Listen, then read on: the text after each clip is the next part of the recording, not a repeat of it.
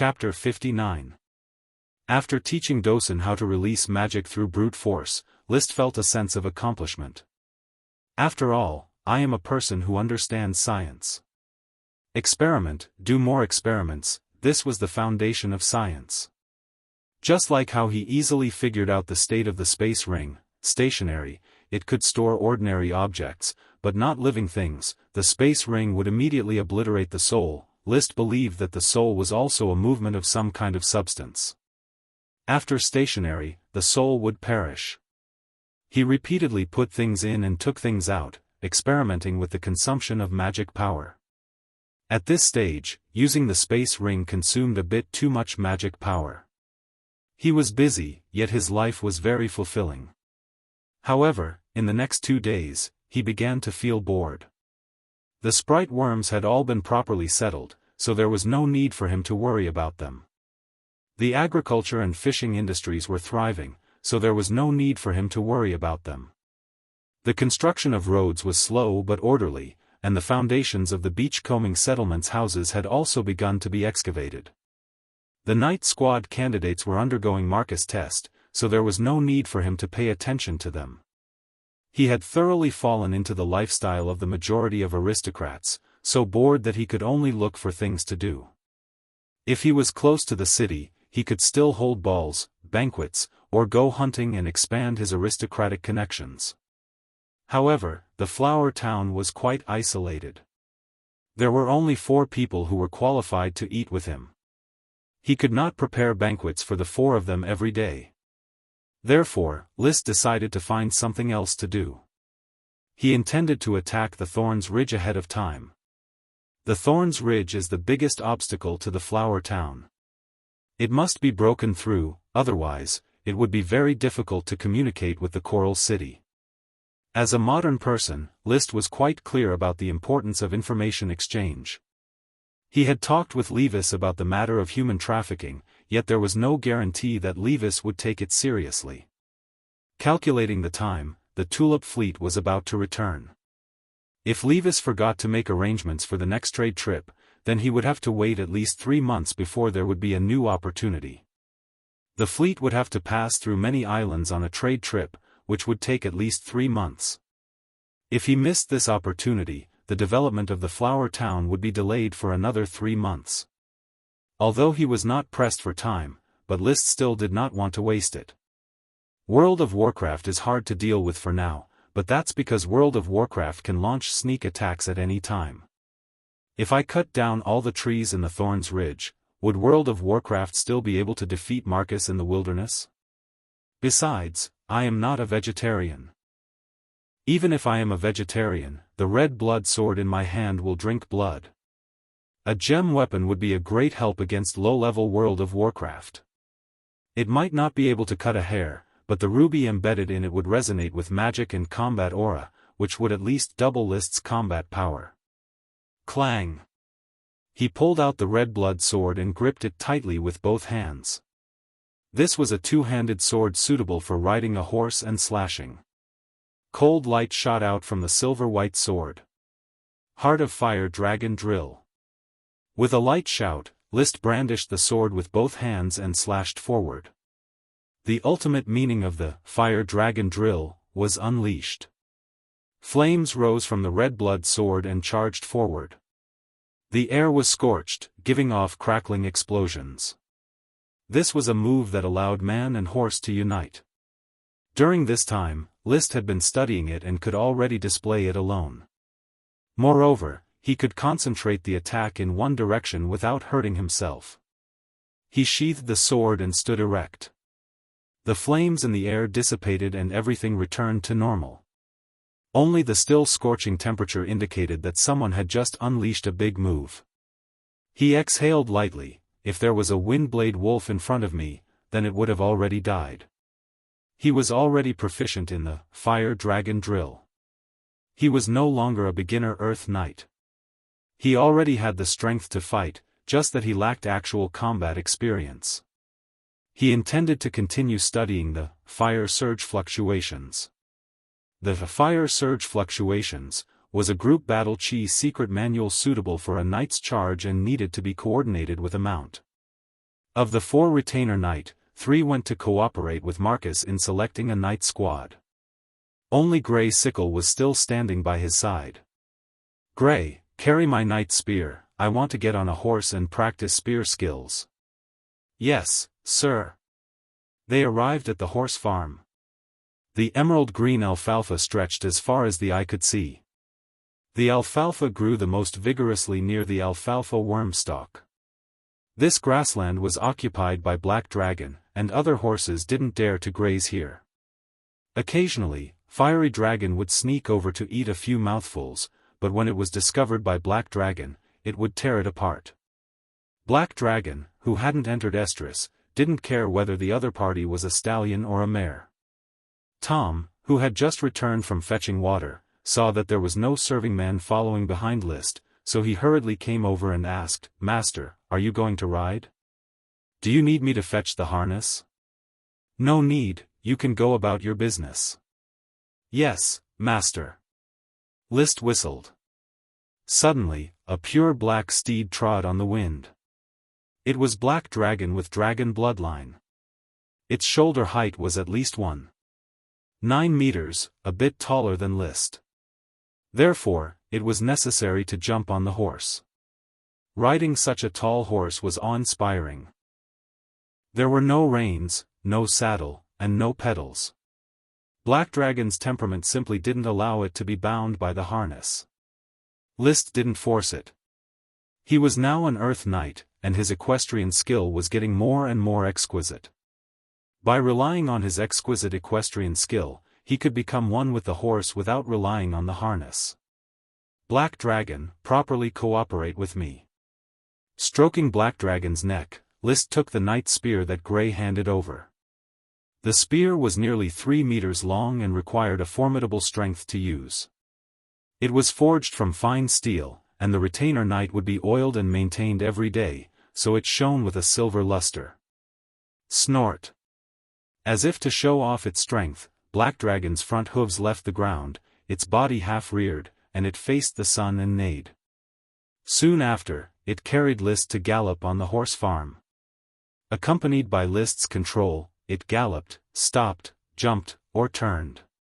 On its back, List controlled the horse while taking advantage of the situation to use the fire fluctuations. The knight spear was too long and couldn't be used like a one-handed sword. However, following Black Dragon's rhythm, each move and style had boundless might. Raging Prairie Fire Slash. The angry roar made List surge the chi in his whole body and pour it into the knight spear. Black Dragon's heart moved at will and it madly leaped. The chi ignited the air, and the entire knight spear seemed to be on fire. It swept across the horse's back while it was leaping high. Reddish-yellow flames filled the sky and fell on the ground, instantly roasting the alfalfa and burning it to ashes. Buzz! Black Dragon landed on the ground and stood firm. List inserted the knight spear diagonally into the ground and calmed the chaotic chi in his body. This move, Raging Prairie Fire Slash, was the ultimate meaning of the fire fluctuations. It consumed a lot of chi, but it could sweep through a large area. When charging, this move could kill dozens of opponents in front of him. In particular, Black Dragon was full of strength, fast, and had a fierce temperament, allowing this move to display its greatest effect. This was something that could not be achieved when cooperating with Fiery Dragon. "Unfortunately, you are going to become a stallion. I can't ride you to the battlefield. Of course, it is also unlikely that I will go to the battlefield myself." After dismounting, List patted Black Dragon's thigh and told it to graze on its own. List changed to another whistle and summoned Fiery Dragon.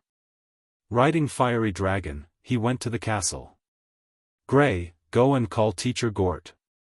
"Yes, sir." After a moment, Gort rushed to the castle. "List, what's the matter?" "I am going to cut down the trees in the Thorns Ridge, shrink the World of Warcraft habitat, and open up the road hindering the Flower Town's development," said List in high spirits. Gort frowned. "Cutting down trees will inevitably encounter World of Warcraft. Wouldn't it be too risky?" With me and teacher Marcus personally escorting you, as long as you don't encounter a large number of World of Warcraft, there won't be any danger. After all, we will be fighting in an open area. Moreover, the Thorns Ridges World of Warcraft is rare. I don't plan to cut down all of them, just the trees on both sides of the road. He would first cut down a part of the forest, then gradually shrink the World of Warcraft habitat. Once everything was ready, he would finish the battle in one fell swoop. Chapter 60. List is getting more and more active. He doesn't even have a quarter of an hour to rest all day. Isaiah, I haven't slept well for a week in a row. In the fief's administrative office, Gort vigorously fanned himself with thick bast paper. I originally thought that coming to the flower town would be a leisurely job. I didn't expect it to exhaust me so quickly. Obviously, an official who doesn't want to make progress is not an official that List expects. Isaiah, who was calculating this quarter's taxes with his fingers, said without raising his head, Gort, you should work harder. A comfortable life will wear down a knight's fighting spirit. It seems that you, like Blair, have taken a liking to life in the flower town. I remember that when you first arrived, you complained incessantly. When I first arrived, I was indeed very disappointed. It was dilapidated, crude, and there weren't even many people here. Isaiah exercised his numb fingers. However, after getting used to it, I felt that the flower town has an unprecedented vitality. I had a chat with Marcus. He said that List is an aristocrat that stands out from the masses. Indeed. Gort spread his hands. Therefore, I feel that Marcus' wish to rise to the ranks of aristocracy rests on List. Meanwhile, my hope to revitalize my family may also lie here. It seems that you are serious. I can't continue to be mediocre. For the sake of my stupid son, I have to pull myself together. Alright, I have to pull myself together. I will go take a look at the progress of the construction of the oyster settlement's houses. Currently, the entire fief is short of manpower. I have to use my brain to organize a logging team. Having said that, after leaving the administrative office, Gort did not go to the oyster settlement, but instead returned to his residence in the fief. It was a two-story building that was originally the residence of a knight in the taxation revenue division. Only lords could live in castles.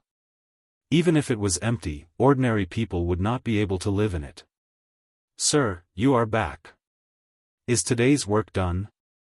A young girl dressed in a flaxen skirt hurriedly came over and helped Gort take off his coat. Gort touched the girl's butt naughtily. Work can never be finished, but life has to go on. The girl blushed. Won't Sir Lord blame you if you don't go to work? I'm List's teacher, the town's administrator. I have the right to give myself half a day off. Freya, I miss you. I'm not in the mood to work. With that said, Gort hugged Freya and kissed her on the cheek. Then, he pushed the girl into the bedroom.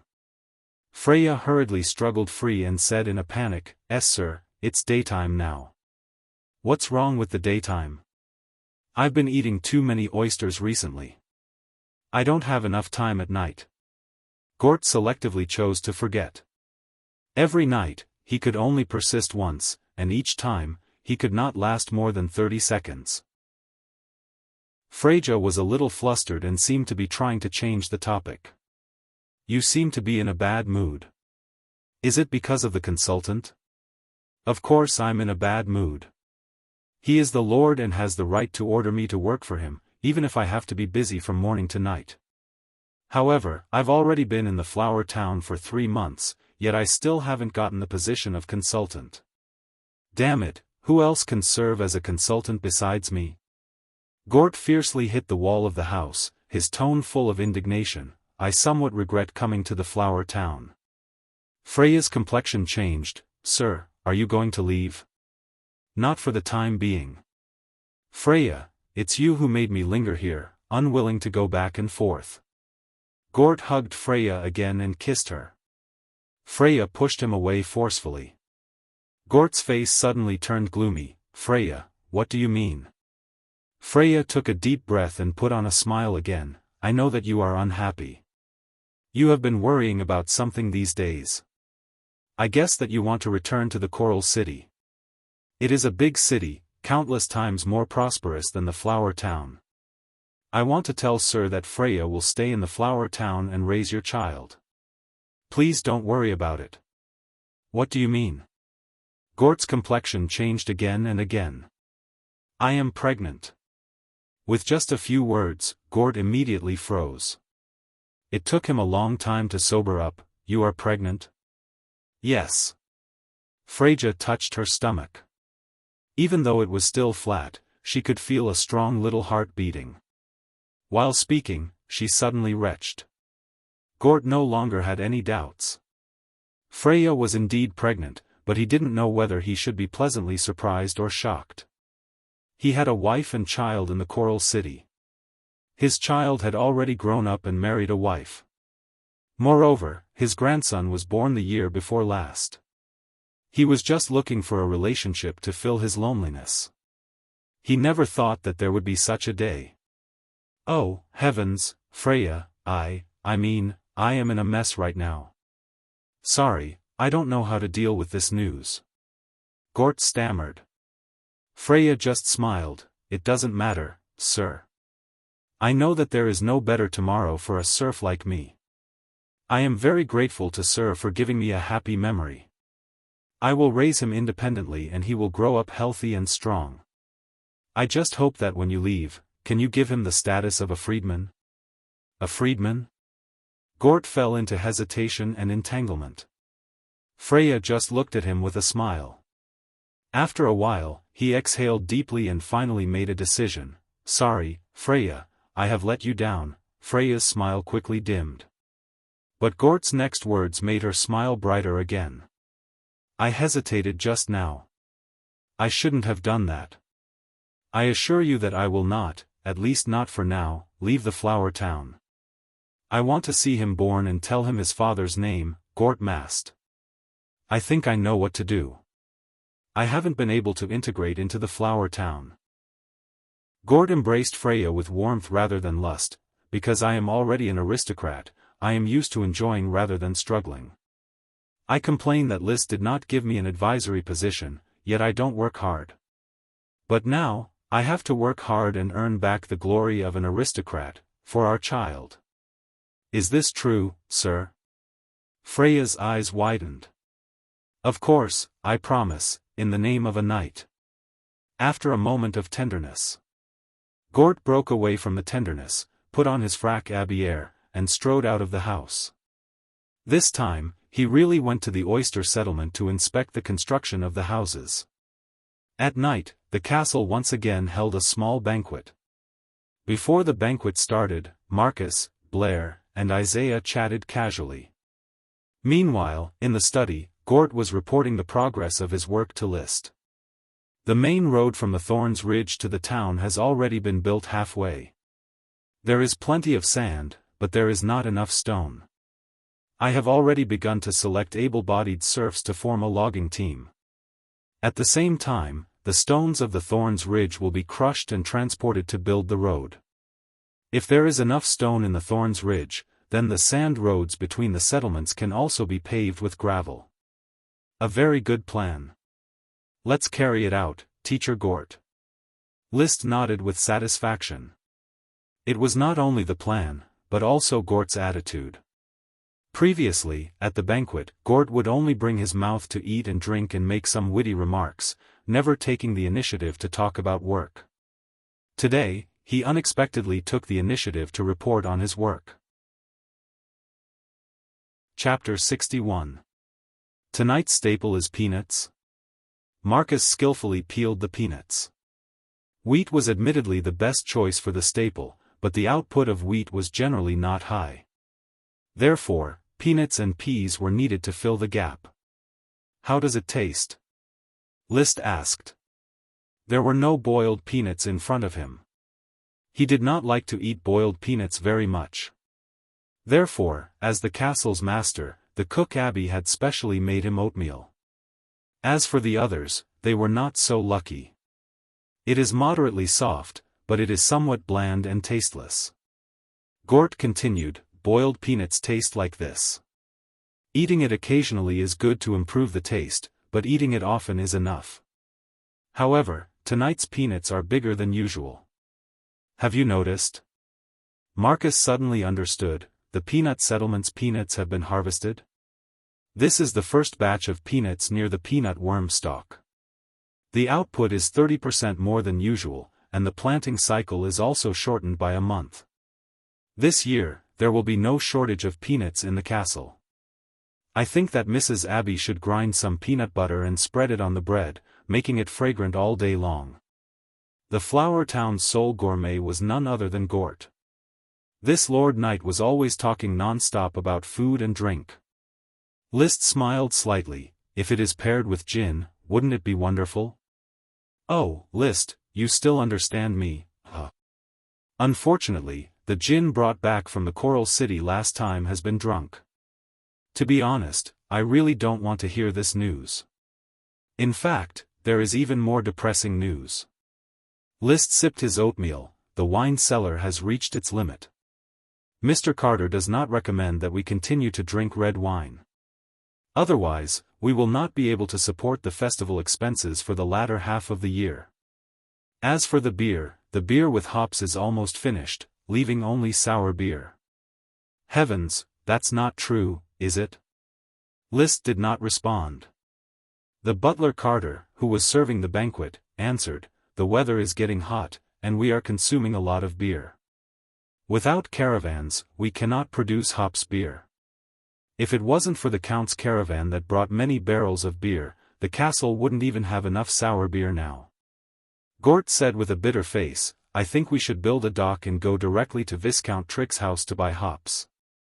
Unfortunately, the east coast of Flower Town was a flat beach, and there was no deep-water port to build a dock. As for Viscount Trick, he was a follower of the Earl of Coral Island. His full name was Trick Wildgrass, and he owned a small island called Beer Island. There was a magnificent castle on the island, Beer Castle. With the help of the hops, the beer of the Blackgrass family sold well on many large islands. Beer was the most common type of beverage in the Grand Duchy. It was divided into two types, beer with hops and beer without hops. Hops are a type of hops, which play a huge role in beer, giving it a refreshing aroma, bitterness and preservative power, forming a fine foam, helping to clarify the wort, and the intense hop flavor of the hops balances the natural sweetness of the wort and stimulates the appetite. Beer without hops would quickly become sour beer, making it difficult to swallow. The beer with hops on Coral Island was brewed by the Blackgrass family. It was because of this industry that the Blackgrass family had the money to build the named Beer Castle. The dock is out of the question. Therefore, I have to completely open up the road to the Thorns Ridge. Only in this way can the caravan enter Flower Town. Now, there are no revenue knight to protect the caravan. While speaking, Liszt looked at Marcus. Teacher Marcus, has the selection of the knight squad not ended yet? Marcus put down the boiled peanuts in his hand and said, tomorrow is the final selection date. I already have a preliminary candidate. Unfortunately, their physical constitution is still too poor. Only 2 of them can meet the admission standards of the Knight College. Probably because they don't have enough to eat. Next, the Knight squad will be supported by the castle. I believe that their physical constitution will improve greatly. In that case, I will no longer worry about food and concentrate on training. Let them master Qi as soon as possible. The Flower Town should have more than 5 knight with Qi. In the future, there will be a lot of things that will need to rely on the Knight squad.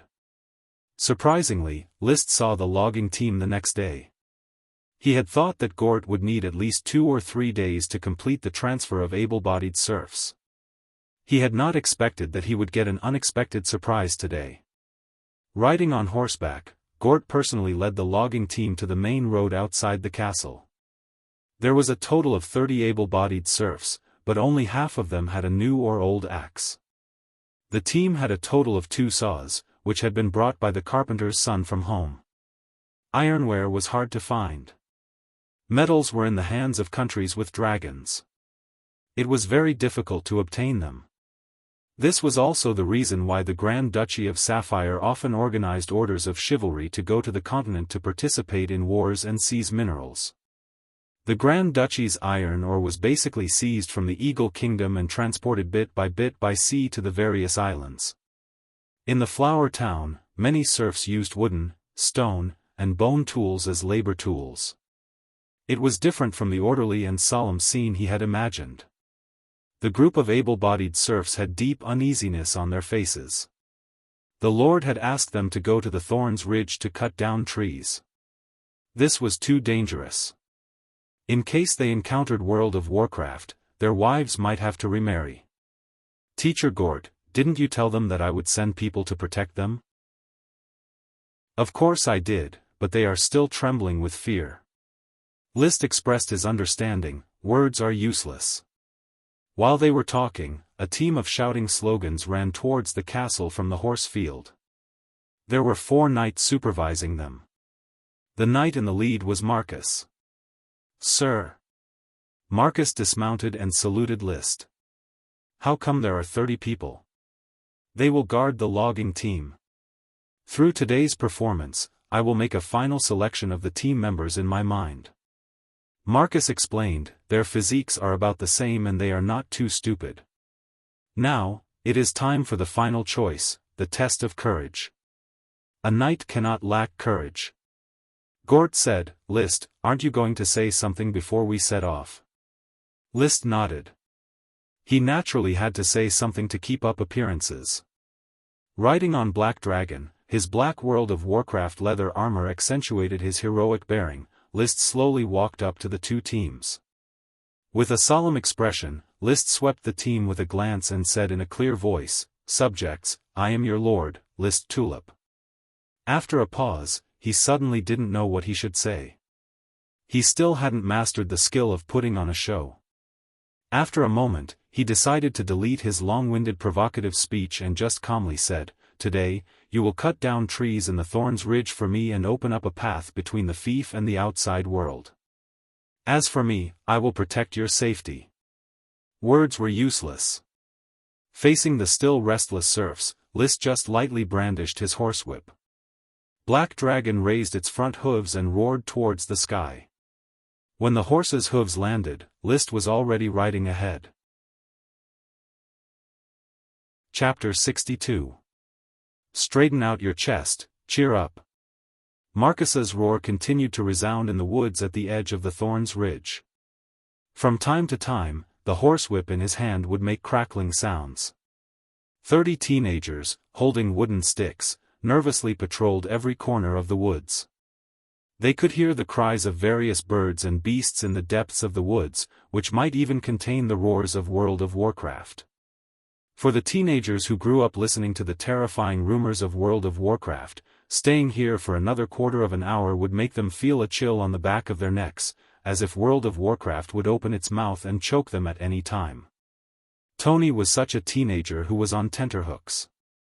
He tightly grasped the wooden stick in his hand and leaned against a big tree, his legs slightly trembling.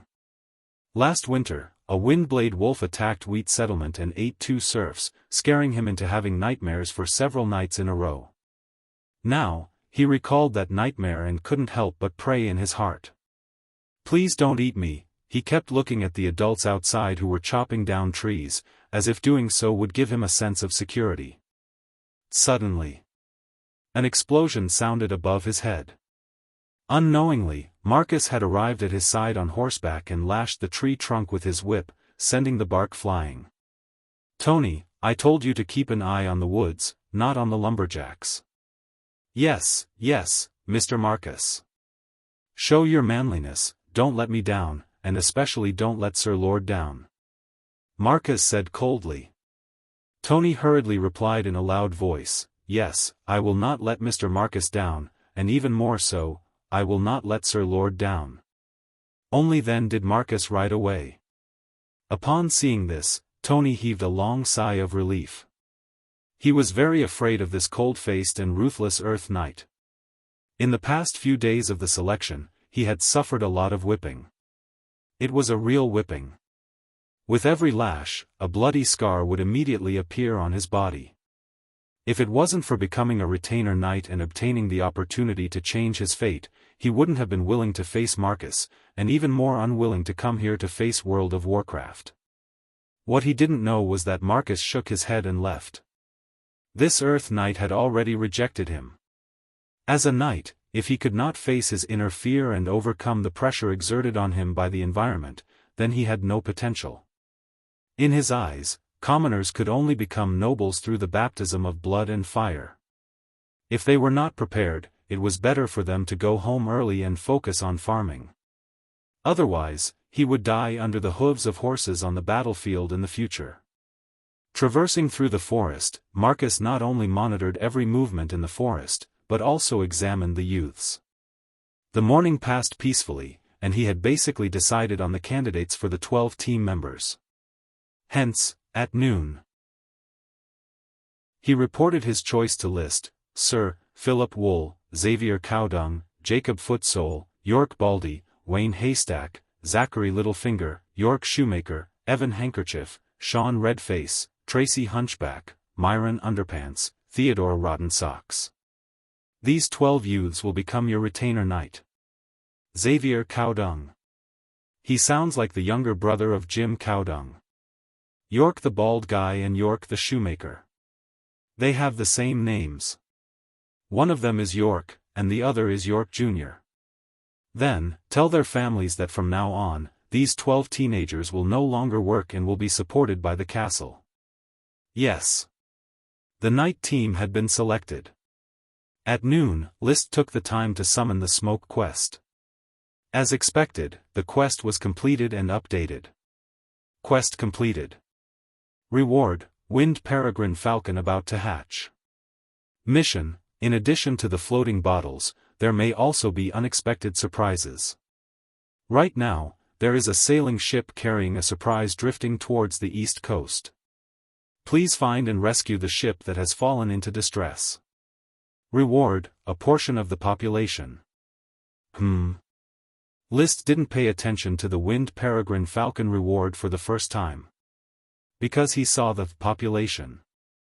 At present, what the flower town lacked the most was population. The small town had less than 2,000 people, which was not as many as the larger villages in his hometown. Without population, as the Lord, he could not carry out any plan. What he desired the most was population. The population reward is related to the shipwreck.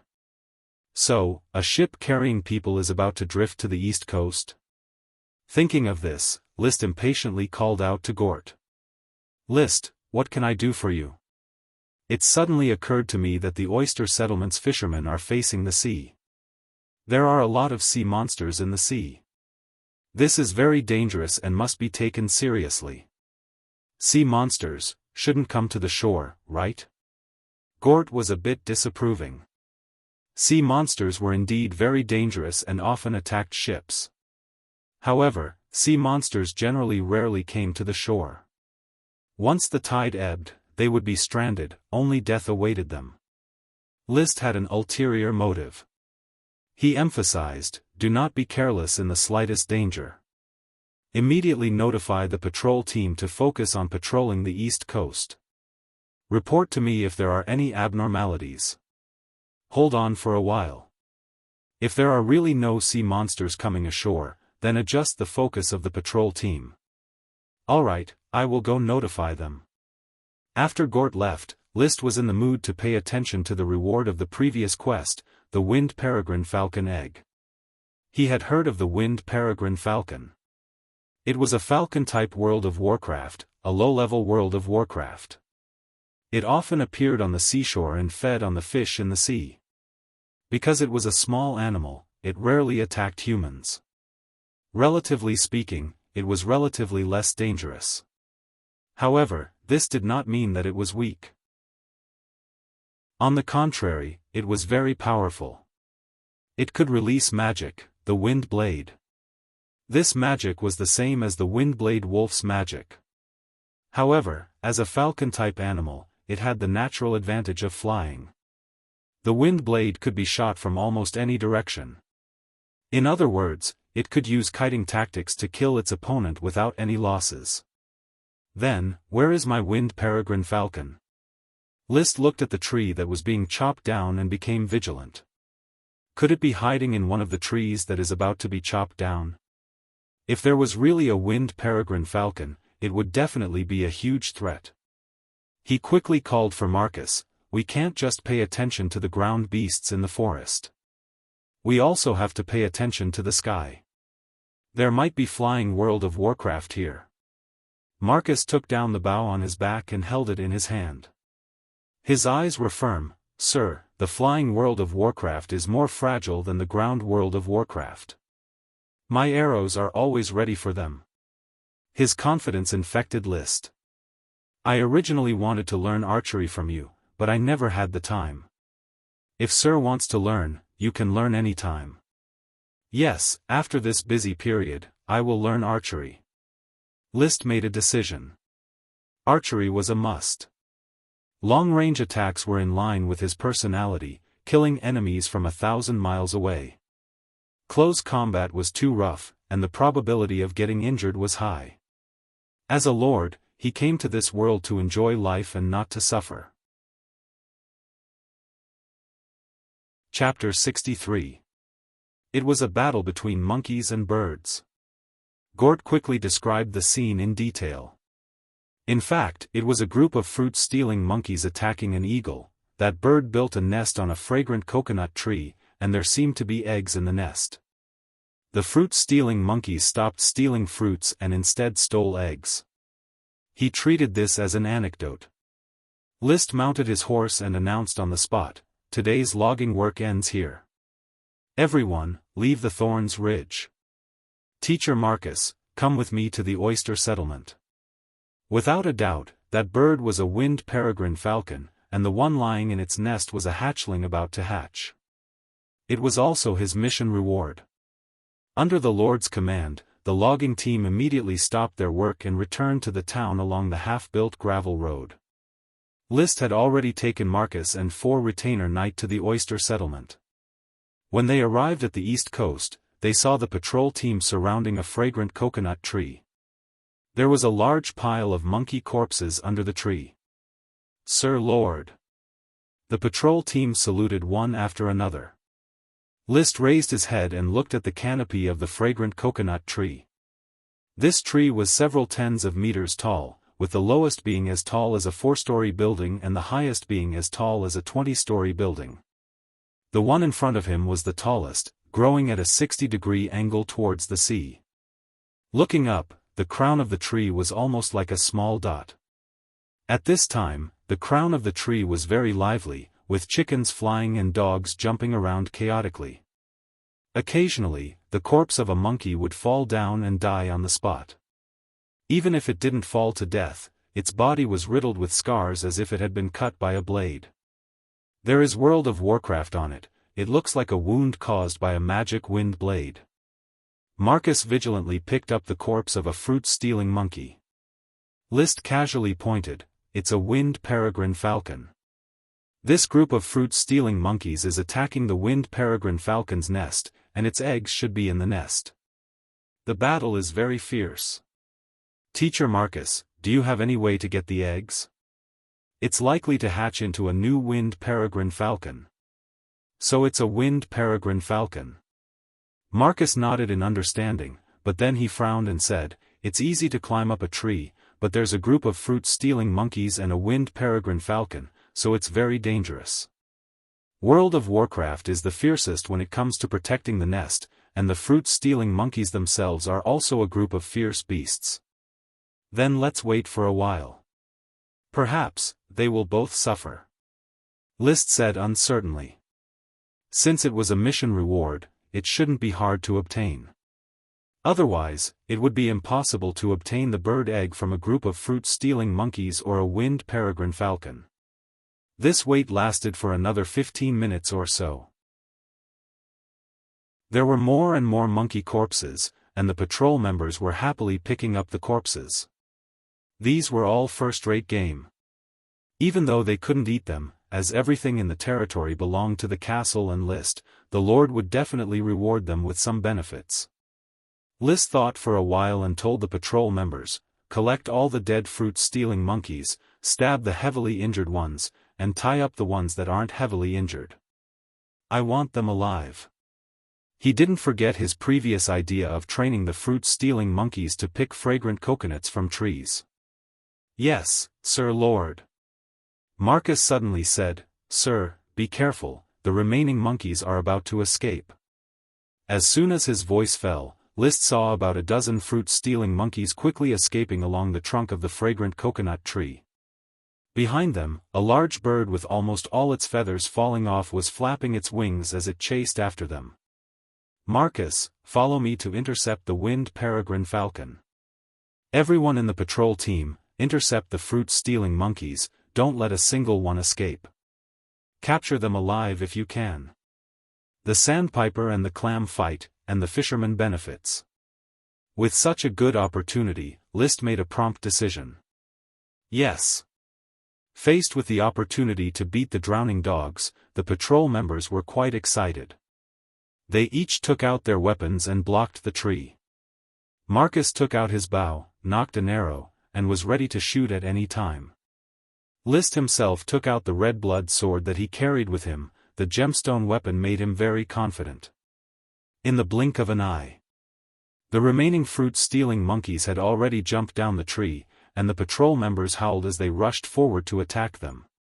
The fruit-stealing monkeys were already exhausted after fighting for a while, and had no way to counterattack. They were like headless flies that didn't know where to run, and could only take the beating. The spear hit the monkey's body, and after a few hits, it was lying on the ground, unable to move. On the other side, the winged peregrine falcon was chasing a fruit-stealing monkey. Caught off guard, List had already rushed over on horseback. The red blood sword was covered in raging flames, and he used the ultimate profound skill, prairie blazing fire slash. A large amount of fire rained down, and even though the winged peregrine falcon was very agile in dodging, it was still hit by the rain of fire, and its remaining feathers were ignited. But after this attack, the winged peregrine falcon sensed danger, and with a long cry, it flapped its wings and flew towards the sky. List couldn't let it escape, and he roared, Marcus. Marcus was already prepared, and released the bowstring. 2 arrows flew side by side, and accompanied by a short, sharp whistling sound, they fiercely pierced the winged peregrine falcon's body. The arrowhead disappeared, and blood splattered in the sky. The winged peregrine falcon swayed, and then fell on the beach. When the last fruit-stealing monkey was smashed to the ground by the spear, the patrol members swarmed over and captured it on the spot. In the end, there was no winner in this battle between the monkeys and the birds, and it was all taken by List as a fisherman. After taking inventory, there were a total of 46 fruit-stealing monkeys, 39 of them were dead or seriously injured, and the remaining 7 were not seriously injured, and were tied up. The winged peregrine falcon's corpse was picked up.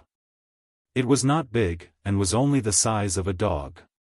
A patrol member with nimble hands and feet carefully climbed up the crown of the fragrant coconut tree, found the bird's nest, and took out a bird egg that was slightly smaller than a pineapple. Sir Lord, there really is a bird egg. The patrol member excitedly offered the bird egg to List.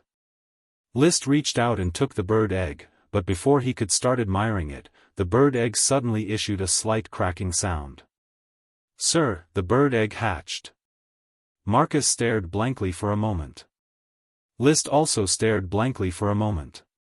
He inwardly thought, the smoke mission is really amazing.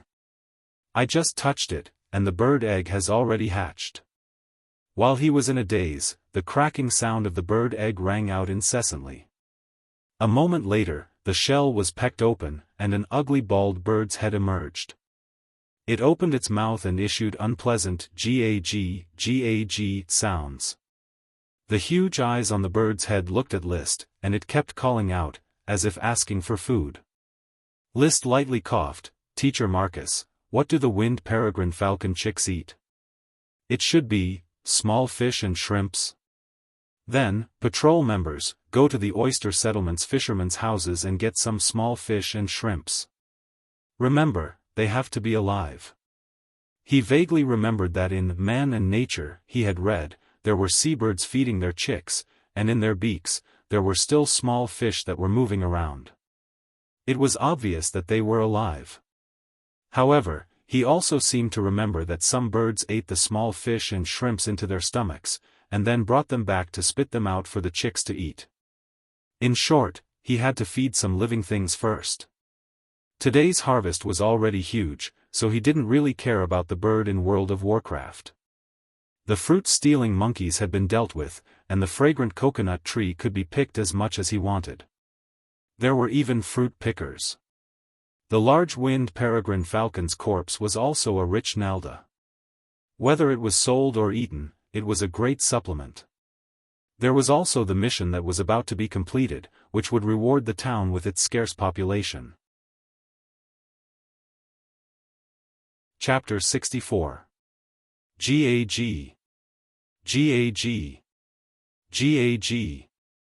From time to time, unpleasant bird cries could be heard coming from the castle's study. The winged peregrine falcon hatchling was quite ugly. Its whole body was covered with fine, invisible fluff, which curled up and stuck to its skin. It looked like a plucked chicken. Compared to the streamlined adult winged peregrine falcon flying in the sky, it was worlds apart. List, however, liked it very much. After all, it was a flying World of Warcraft. There was already a flying dust dog in the castle. From time to time, he would take it out for a walk and place a few rock thorns on it, which was very pleasing to the eye. If there was another winged peregrine falcon, it could summon a wind blade from time to time, which would definitely be very eye-catching. Unfortunately, falcons did not recognize their master. List still had no idea how to tame it. He could only feed it first. However, he already had the castles made, so a pair of leather gloves. He had seen a video of playing with falcons before. In the video, the players wore leather gloves and let the falcons land on them. There seemed to be a small toy. By throwing the toy, it would attract the falcons to pounce on it, and then taking the toy back, the falcons would only hover nearby and not fly away. When I have time, I should study this toy. It would be best to go to Coral City and ask around if there are any hunters who raise birds and how they tame them. At the banquet, they ate roasted fruit-stealing monkey meat. It was not as delicate as roast beef. It was a bit dry and not easy to bite. However, it was unknown if it was because they often ate fragrant coconuts. After the monkey meat was roasted, there was a faint coconut juice fragrance. This unique taste was different from ordinary roasted meat. It was very popular at the banquet. If the fruit-stealing monkey meat could be made a little more delicate, it would definitely be a famous dish. I suggest that the town raise them in large numbers. Gort ate until his mouth was covered in oil. List was much more refined. Because he did not choose to eat the roasted fruit-stealing monkey meat, he just watched others eat heartily. Raising them in large numbers is a good thing. I also decided to do so. However, eating meat is not a good idea. Monkeys have high IQ, they should be trained to pick fruits from trees and work for fruit farmers. According to the theory of his hometown, humans and monkeys had a common ancestor, they were both primates. There was no such concept in this world. Humans were humans, and there was no such thing as evolution. Apart from dragons and elves, all other creatures were inferior to humans. In fact, in many people's eyes, dragons and elves were just slightly more magical creatures that could not be compared to humans. Eating dragons, eating spirits, and even humans eating humans, wasn't unheard of. Therefore, even if he didn't eat, he wouldn't stop others from eating. Isaiah asked curiously, "Sir, can the monkeys really be trained to help the fruit farmers?" Of course. It's just like training dogs and horses. The reason why List was so sure was because he had seen a lot of monkey shows. He had also seen a piece of news in Malaysia or Thailand where the locals would train monkeys to climb trees to pluck coconuts. There was a fruit farmer who mistreated his monkey. In the end, the monkey got angry and smashed the farmer to death with wild fruits. Now, the fruit-stealing monkeys belonged to List. After they were trained and given to the fruit farmers, no one would dare to mistreat them. It probably wouldn't kill the owner. If the fruit-stealing monkeys were really trained, it would certainly be an interesting situation. I never thought that monkeys could work for us. Blair laughed as if he could already see the scene of monkeys picking fruits. List smiled and said, "In that case, I'll leave the task of training the fruit-stealing monkeys to you, Blair." All right, I think I'm competent." At this time, Marcus suddenly said, "Sir, how do we deal with the winged peregrine falcon's corpse? Do you need me to go to Coral City and sell it?" The winged peregrine falcon was a low-level World of Warcraft. Selling it for 10 gold coins wouldn't be a problem. If it was before, List would certainly sell it for money to buy daily necessities. But now, the thief didn't lack money. The income from the Black Tulip was enough to support his aristocratic lifestyle for decades. The rich and overbearing List said on the spot, "No need to buy it, let's dry the meat first. When are we going to hold a winged peregrine falcon barbecue party? As for the other parts, does Teacher Marcus have any suggestions on how to use them? Bird bones are hollow, especially the bones of the winged peregrine falcon, which have wind-attributed magic power. The articulated bones can be made into bone whistles, which are very loud. The larger bones can be made into tools, which are light and sturdy, and are more useful than ironware. In addition, its feathers are excellent materials for making arrows." Marcus quickly planned out the use of the winged peregrine falcon's materials. "Sir is about to learn archery and will need a batch of arrows." List asked, "Is there anyone in the fief who can make arrows?" Marcus immediately replied, "I can, I make my own arrows." "Thank you, Teacher Marcus." List picked up a glass filled with hops beer. "This glass is a tribute to you." Thanks to the 2 arrows in the afternoon, the winged peregrine falcon stayed. Otherwise, it would have been a huge disaster. "I am willing to serve, sir." Marcus happily raised the beer without hops and drank it in one gulp. The bonfire was extinguished, and the sky was filled with stars. Gort, Marcus and the rest had already returned.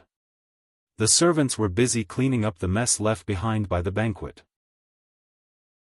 List was carrying the milk tea that housekeeper Carter brought over. He was used to drinking a cup of milk tea before going to bed. The rich nutrition of milk was what his body urgently needed. 16 years old, the age of growth. "Master, the bath water has been prepared for you. How is the winged peregrine falcon chick?" "It is still calling out with all its might, but I have already fed it a lot of small fish and prawns. It is definitely not hungry." "But master, this little bird is really ugly." "I agree with you." "Then, go and take a look at this little fellow. If it is going to cry for the whole night, then take it out. I don't want to be woken up in the middle of the night." List passed the empty glass to Carter and walked towards the castle. When he met a servant who was working, the servant would stop and bow to him. This feeling was very good. He was getting more and more used to his identity as an aristocrat. His head and butt were tilted to the side of the aristocracy.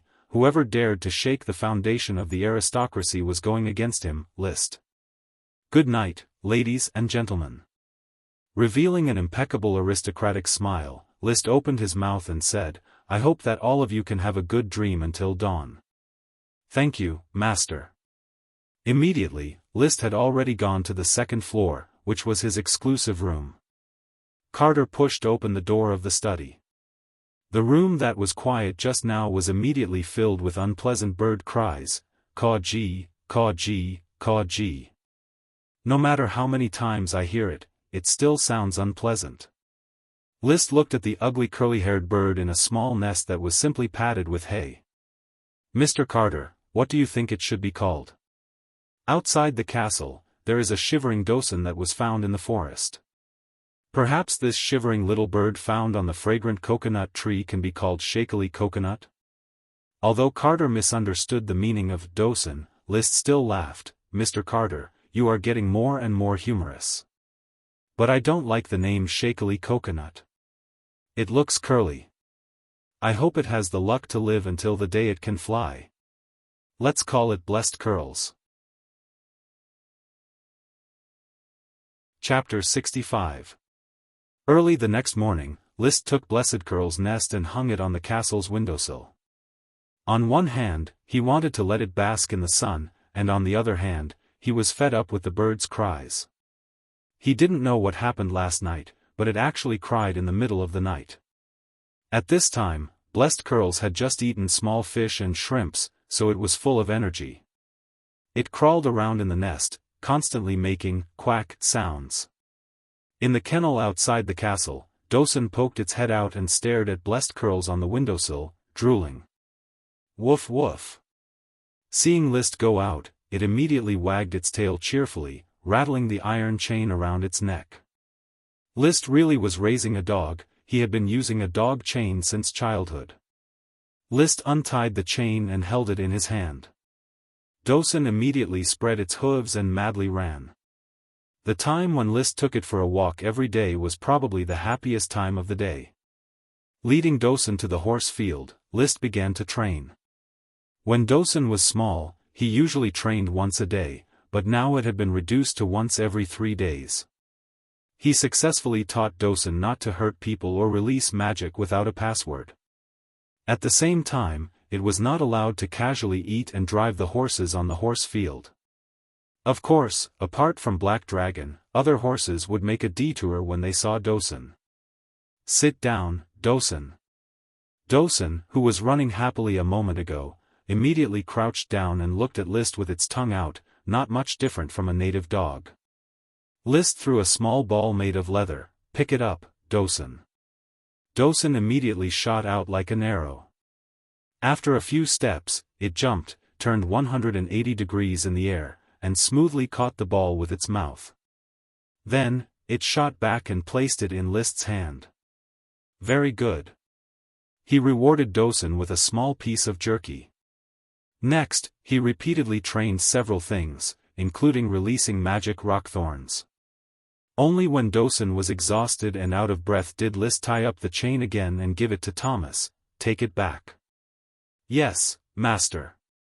Looking at the position of the sun, List felt that the logging team should have arrived today. However, it was not the logging team that had rushed over. Instead, it was a patrol member. "Lord, urgent report." "Speak." "A tilted sail ship is drifting on the east coast. Someone is waving a flag on the ship. Sir Gort thinks that it's a ship that's in distress. He's organizing people to prepare for a rescue. He asked me to immediately come and report to you, my lord." Hearing the news, List's spirit was lifted, and he immediately said to the patrol member, "I'll rush over now. Tell Gort that he must rescue the wrecked ship, especially the people on board." By the time List finished changing into Frack Abier, who had gone out, he led the 4 Retainer Knight and the Earth Knight Marcus to the east coast. He saw a group of people pulling on ropes by the sea, dragging a ship that wasn't too big, but wasn't too small either. Among the people pulling the ropes, there were a few unfamiliar faces. Sir Lord Isaiah, who was in charge of pulling the ship, bowed in salute. Gort also hurried over from the sea. "List, these are refugees from the small Kerchief Island. They escaped from the small Kerchief Island by ship, intending to seek refuge in the big Kerchief Island. However, they encountered a storm and their ship was damaged. They could only drift along with the sea breeze to the Coral Island and get stranded on the east coast." List nodded. He had heard of the small Kerchief Island and the big Kerchief Island. At this moment, a somewhat hunchbacked old man walked over to him and knelt in salute from a distance. "Respected Sir Baron of the Flower Town, the one in distress, Bernal Mosquito, offer you my sincere greetings and express my deepest apologies for disturbing the noble sir." Mosquito? List had heard of many strange surnames, yet he still felt that the name Mosquito was very strange. "Sir, My family has been collecting sea otters' eggs for Sir Lord Small Kerchief Island for generations. The agricultural harvest was difficult to guarantee, food was scarce in many places, and the fear and ignorance of the sea had led to the fishing industry being practically non-existent. At the same time, the serfs were forced to find ways to obtain food in order to ensure the luxurious lifestyle of the aristocrats in the castle. Among them, sea otters' eggs had become a source of food. Sea otters were gull-type seabirds, and their nests were generally built on seaside cliffs. To collect sea otters' eggs, one had to risk their lives by climbing 100-meter-tall cliffs and fighting against the sea otters protecting the eggs. It could be said that it was not easy for the serfs to survive and leave behind descendants. Understood. List extended his hand and motioned for Burnell to get up. Why did you escape from the Small Kerchief Island? The Small Kerchief Island was attacked by a group of pirates, the castle fell, and Sir Lord Small Kerchief's fate was unknown. We had to seize the pirates' ship and escape from the Small Kerchief Island. Originally, we were going to take refuge in the Big Kerchief Island, but we encountered a fierce storm and the ship nearly capsized. We ended up in Sir's territory. List unconsciously frowned. The Small Kerchief Island was attacked by pirates? The Small Kerchief Island was the territory of Viscount Small Kerchief's family.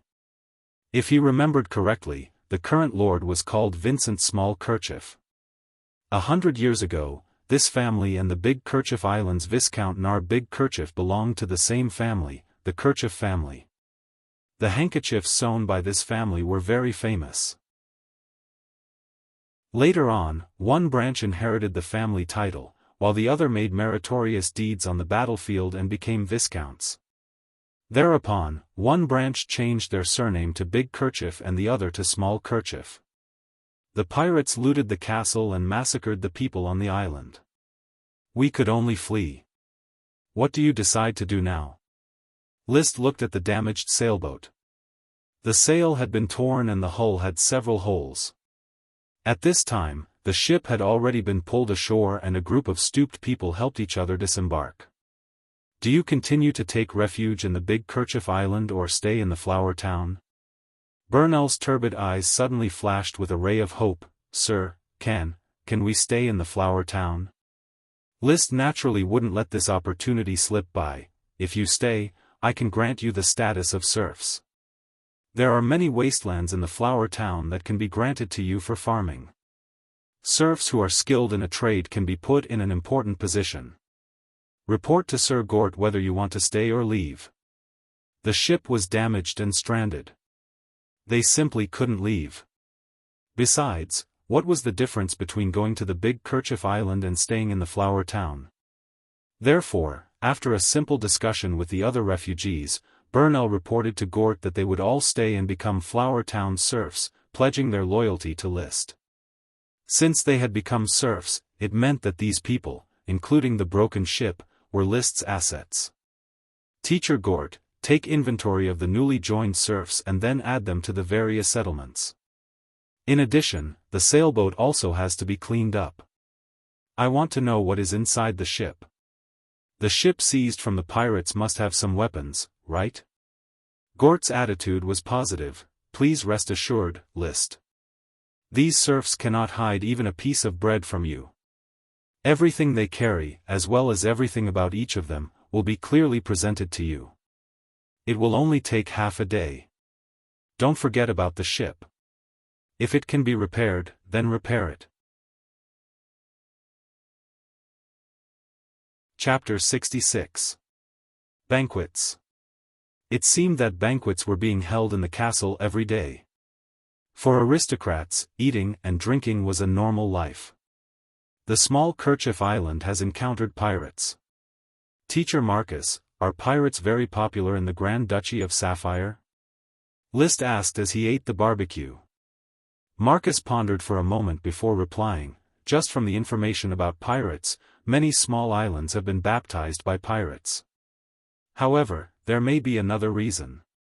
What reason? These pirates are most likely in disguise. Not every aristocratic family can manage a rich estate. When they are on the verge of bankruptcy, taking risks out of desperation will become a shortcut for them to redeem themselves. Especially between aristocrats who have enmity with each other, they will even use the identity of pirates to loot each other's wealth. Hearing this gory information, if it was the 16-year-old youngster of his predecessor, it was very likely that he would be unwilling to accept it.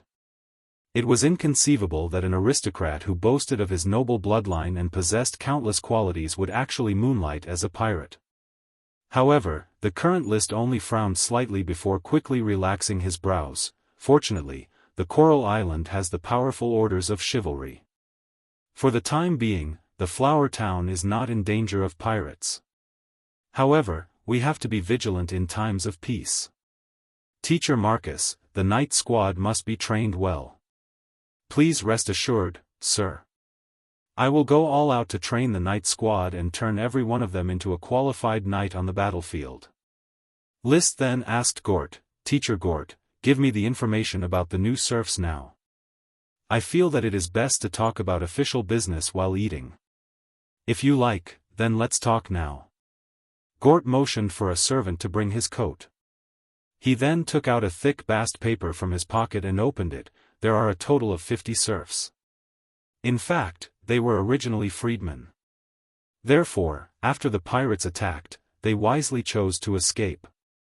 The small Kerchief Island had a small Kerchief city. The 50 people were the citizens of the city and had their own industries. The relationship between freedmen and lords was more like that between tenants and landlords, while serfs were slaves. For the nobles, the serfs were their own people, while the freedmen were outsiders.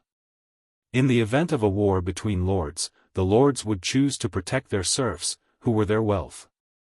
However, there was no such protection for free people. They deserved to die, and the lord could also earn some extra income. Thus, there were advantages and disadvantages to being a free citizen.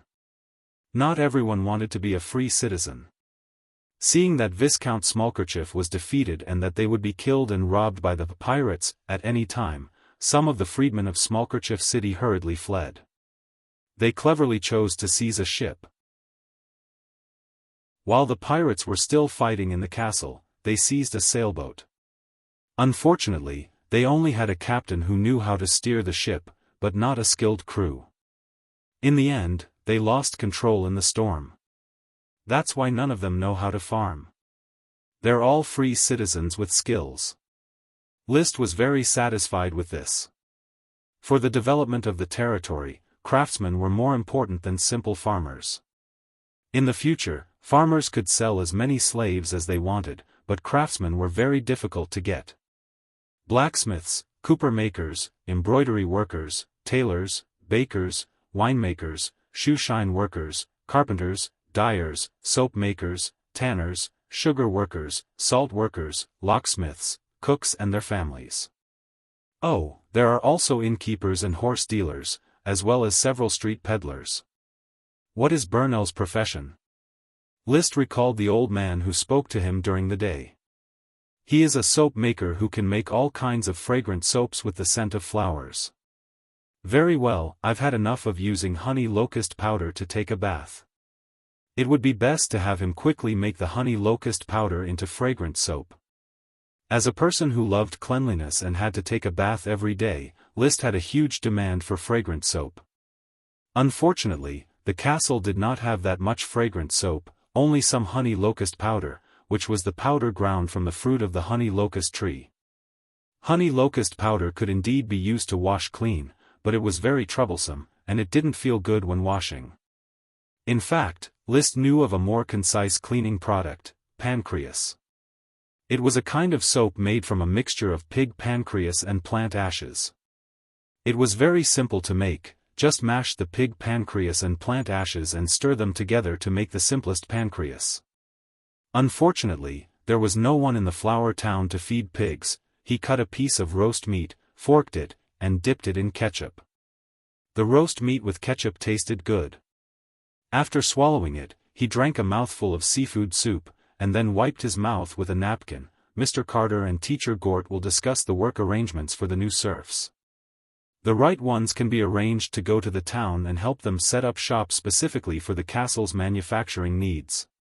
There were too few residents in the town, and obviously, there was not much demand.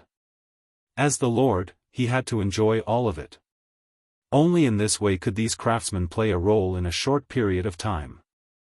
Carter bowed and said, "Yes, master, I will consult Mr. Gort." After talking about the matter of the new serfs, List talked about another official business. The logging team's work efficiency still needs to be improved. However, a new problem has arisen. There will often be other things that will lead me and teacher Marcus away. At that time, the logging team's defensive power will be useless, which is very dangerous. However, we really cannot find any more power to defend the Thorns Ridge's World of Warcraft. Therefore, I think that there is a need for a way for the logging team to have the power to protect themselves even if they encounter the World of Warcraft. List said faintly. No one answered immediately. They were all thinking. List was not in a hurry as he continued to eat his dinner. In fact, he was testing the several people present. He already had an idea, which was very likely to be able to deal with the World of Warcraft. This method originated from the smoke mission. After the rescue in the morning, he had completed the mission.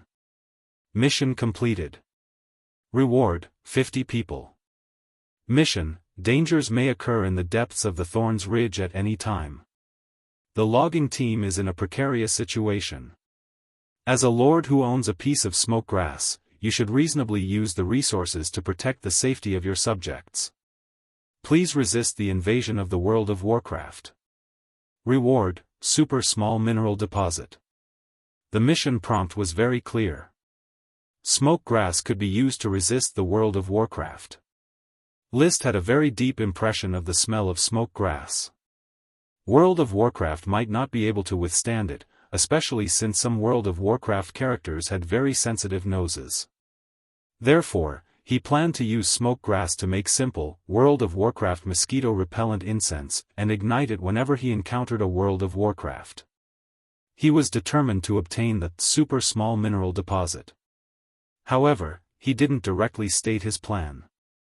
Instead, he hoped that someone could come up with this method.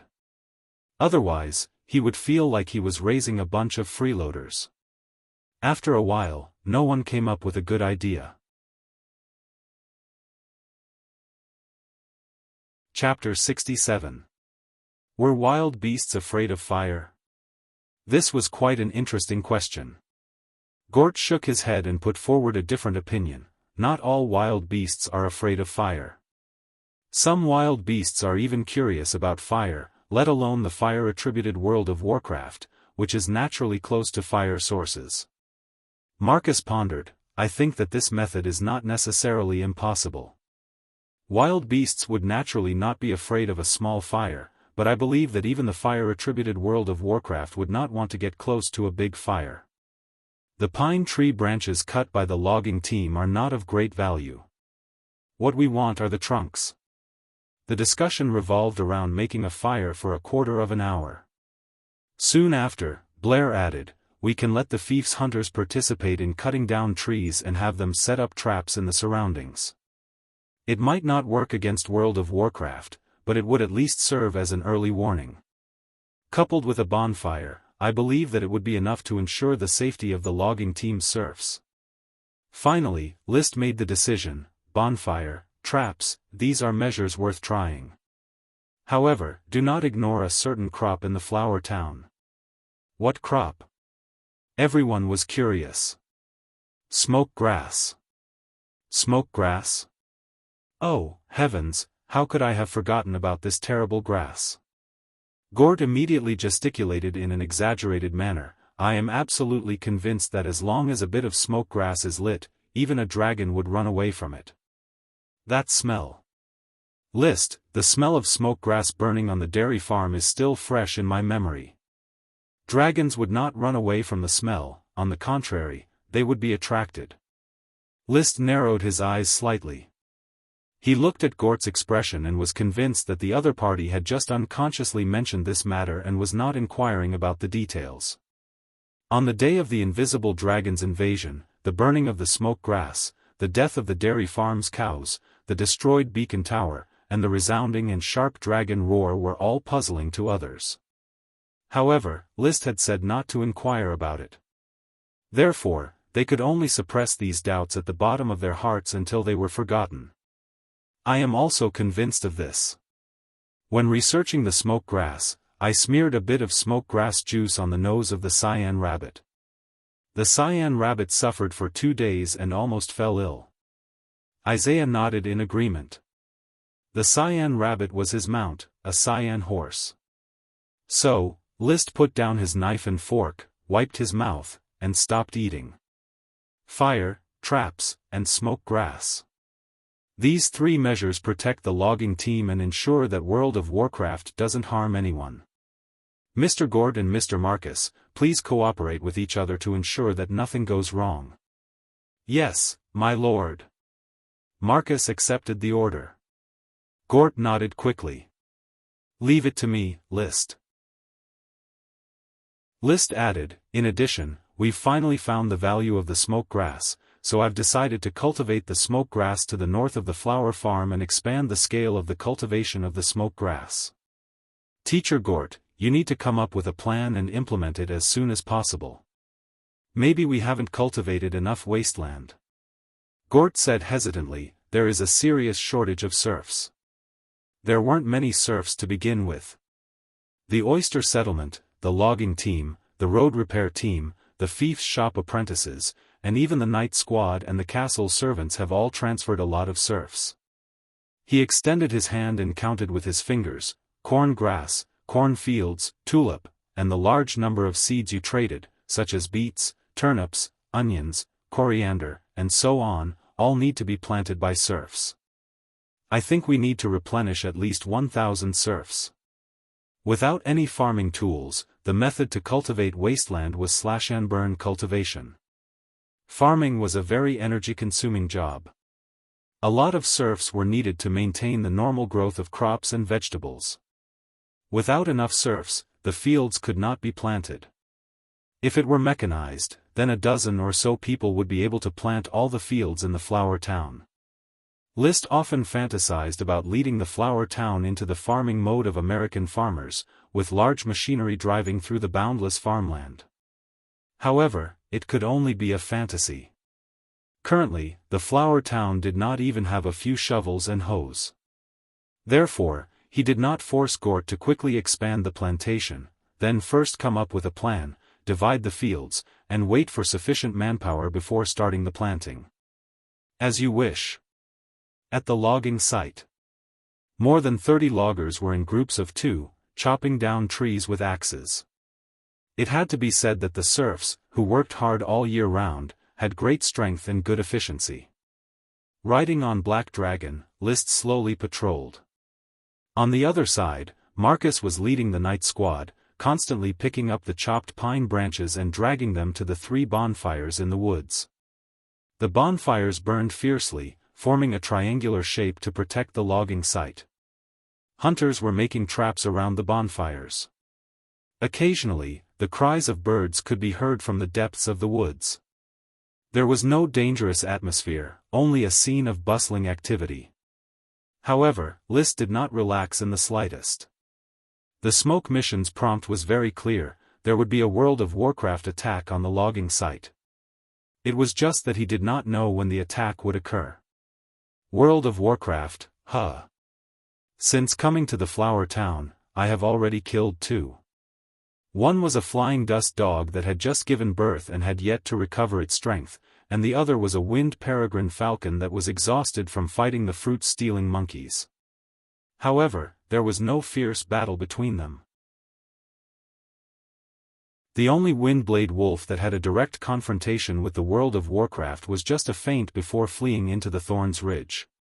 He was now somewhat looking forward to the upcoming World of Warcraft attack. This time, he did not know what kind of World of Warcraft he would encounter, whether there would be a battle, and whether he could kill another World of Warcraft. The taste of World of Warcraft meat was much better than that of ordinary beasts, and it was also nourished by magic power. List loved it. The sun shone fiercely. There was no wind. Even under the shade of the trees, it did not feel very cool. Fire-attributed chi circulated in his meridians. His hand rested on the hilt of the red blood sword and his gaze passed over the mottled shadows on the ground. He felt his fighting spirit boiling. With his personal style, it would be very difficult for him to perform a knight's charge on the battlefield. If he wanted to display the heroic bearing of an aristocrat, he could probably only do so in World of Warcraft. With so many people around, ample preparation, and Marcus assisting him, wasn't this the best opportunity to show off? Hurry up and come to World of Warcraft, my longsword is already thirsty. Whoosh! He suddenly unsheathed half of the red blood sword. He wanted to pull it out and play with it, but he felt that it was not serious enough and was about to put it back. But at this moment, through the crackling sound of burning pine branches, a slightly abrupt bang came from afar, quickly attracting his attention. Marcus, who was also patrolling the surroundings, apparently also noticed the movement and shouted, "Alert!" He drew his handgun and approached the source of the sound. List tightly grasped the hilt of the red blood sword. The sapphire-blue pupils in his eyes rotated like a whirlpool. He had already cast magic eyes. Soon, he saw faint traces of magic power in several bushes. After a slight identification, he recognized a total of 3 World of Warcraft. Chapter 68.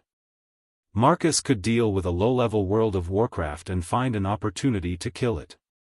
But if he blindly charged forward with 3, he would only be dismembered. Marcus didn't have time to think about how List knew there were 3 World of Warcraft and immediately reined in his horse to return. At the same time, he quickly inserted his spear back into the spear rack on his horse's back, took out his bow and arrows, knocked them, and shot 4 arrows in a row towards the bushes 50 meters away. The arrows all missed, but their effect was already apparent. Suddenly, a windblade wolf jumped out from a thicket and stared at Marcus with a gloomy gaze. It didn't easily attack, but just coldly looked at the logging team's serfs as they drew closer to the bonfire. Carl and the other retainer knight took out the dried smokegrass leaves distributed to them and were ready to throw them into the bonfire at any time. The smokegrass leaves would emit a strong stench and scare away the World of Warcraft. List rode Black Dragon and joined up with Marcus, confronting the grey windblade wolf. "Sir, are you sure there are 3 World of Warcraft?" "I'm sure." List held the red blood sword, still not dispelling magic eyes. "There is one in the bushes to the left of this windblade wolf, and another one in the bushes to the right rear. It obviously wants to attract our attention and let the other 2 attack." Marcus once again knocked an arrow. "Wolves are cunning and cautious by nature, I'll force them out first." 2 arrows were shot, but there was no movement from the bushes. The situation should have been tense, but List suddenly wanted to laugh. These 3 windblade wolves were playing tricks with him. They thought they wouldn't be discovered if they hid in the bushes, but under the gaze of magic eyes, they simply had nowhere to hide. The one on the left, move 1 meter to the bottom left of the bushes. The one on the right rear, move 1.5 meters to the right. Marcus heard this. He once again pulled out an arrow. This time, it wasn't a double arrow, but a single arrow. He went straight to the bushes on the left. Poochie. Awo. The sound of flesh being torn apart was accompanied by the miserable cry of the windblade wolf. The shrubbery shook, and the windblade wolf, with an arrow stuck in its shoulder blade, fled with its tail between its legs. Very quickly, it escaped into the depths of the forest. On the other side, the windblade wolf that had attracted their attention also turned around and ran. Only the windblade wolves in the bushes to the right were still hiding, possibly wanting to launch a sneak attack. However, in the next moment, a sharp arrow grazed its back and flew away, giving it a fright. It no longer dared to hide and scuttled out of the bushes. Without a sound, it turned around and fled. In just a few short exchanges of arrows, the 3 wind-blade wolves had already disappeared without a trace, without even using the smoke grass. The mana I could no longer see any traces of magic. List summoned the smoke quest. Seeing that the content had been updated, he waved his hand with slight regret. The wind-blade wolves have completely escaped. Remove the alert and continue logging. Not a single World of Warcraft was left behind, nor was he able to display his elegance. However, it was good that the mission was completed. Mission completed. Reward, a small saltpeter mine. Is it a saltpeter mine? Metals and gems came from dragons. As for the other minerals, they were produced by the continent itself. Previously, List had complained that without saltpeter, ice could not be made, and that he could not even drink a mouthful of cold beer in the middle of summer.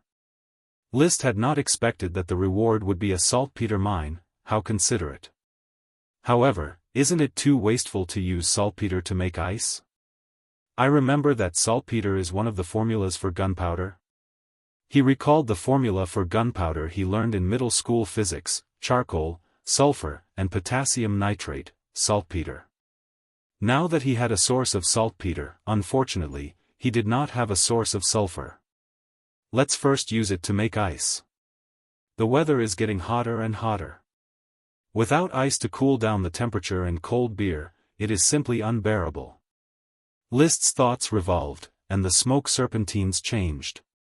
Mission: the crisis of World of Warcraft's invasion has been resolved.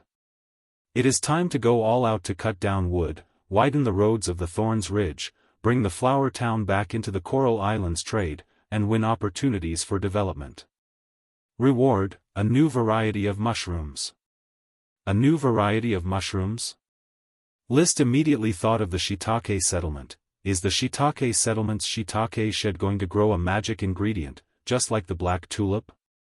Shiitake was a very important ingredient in aristocratic recipes.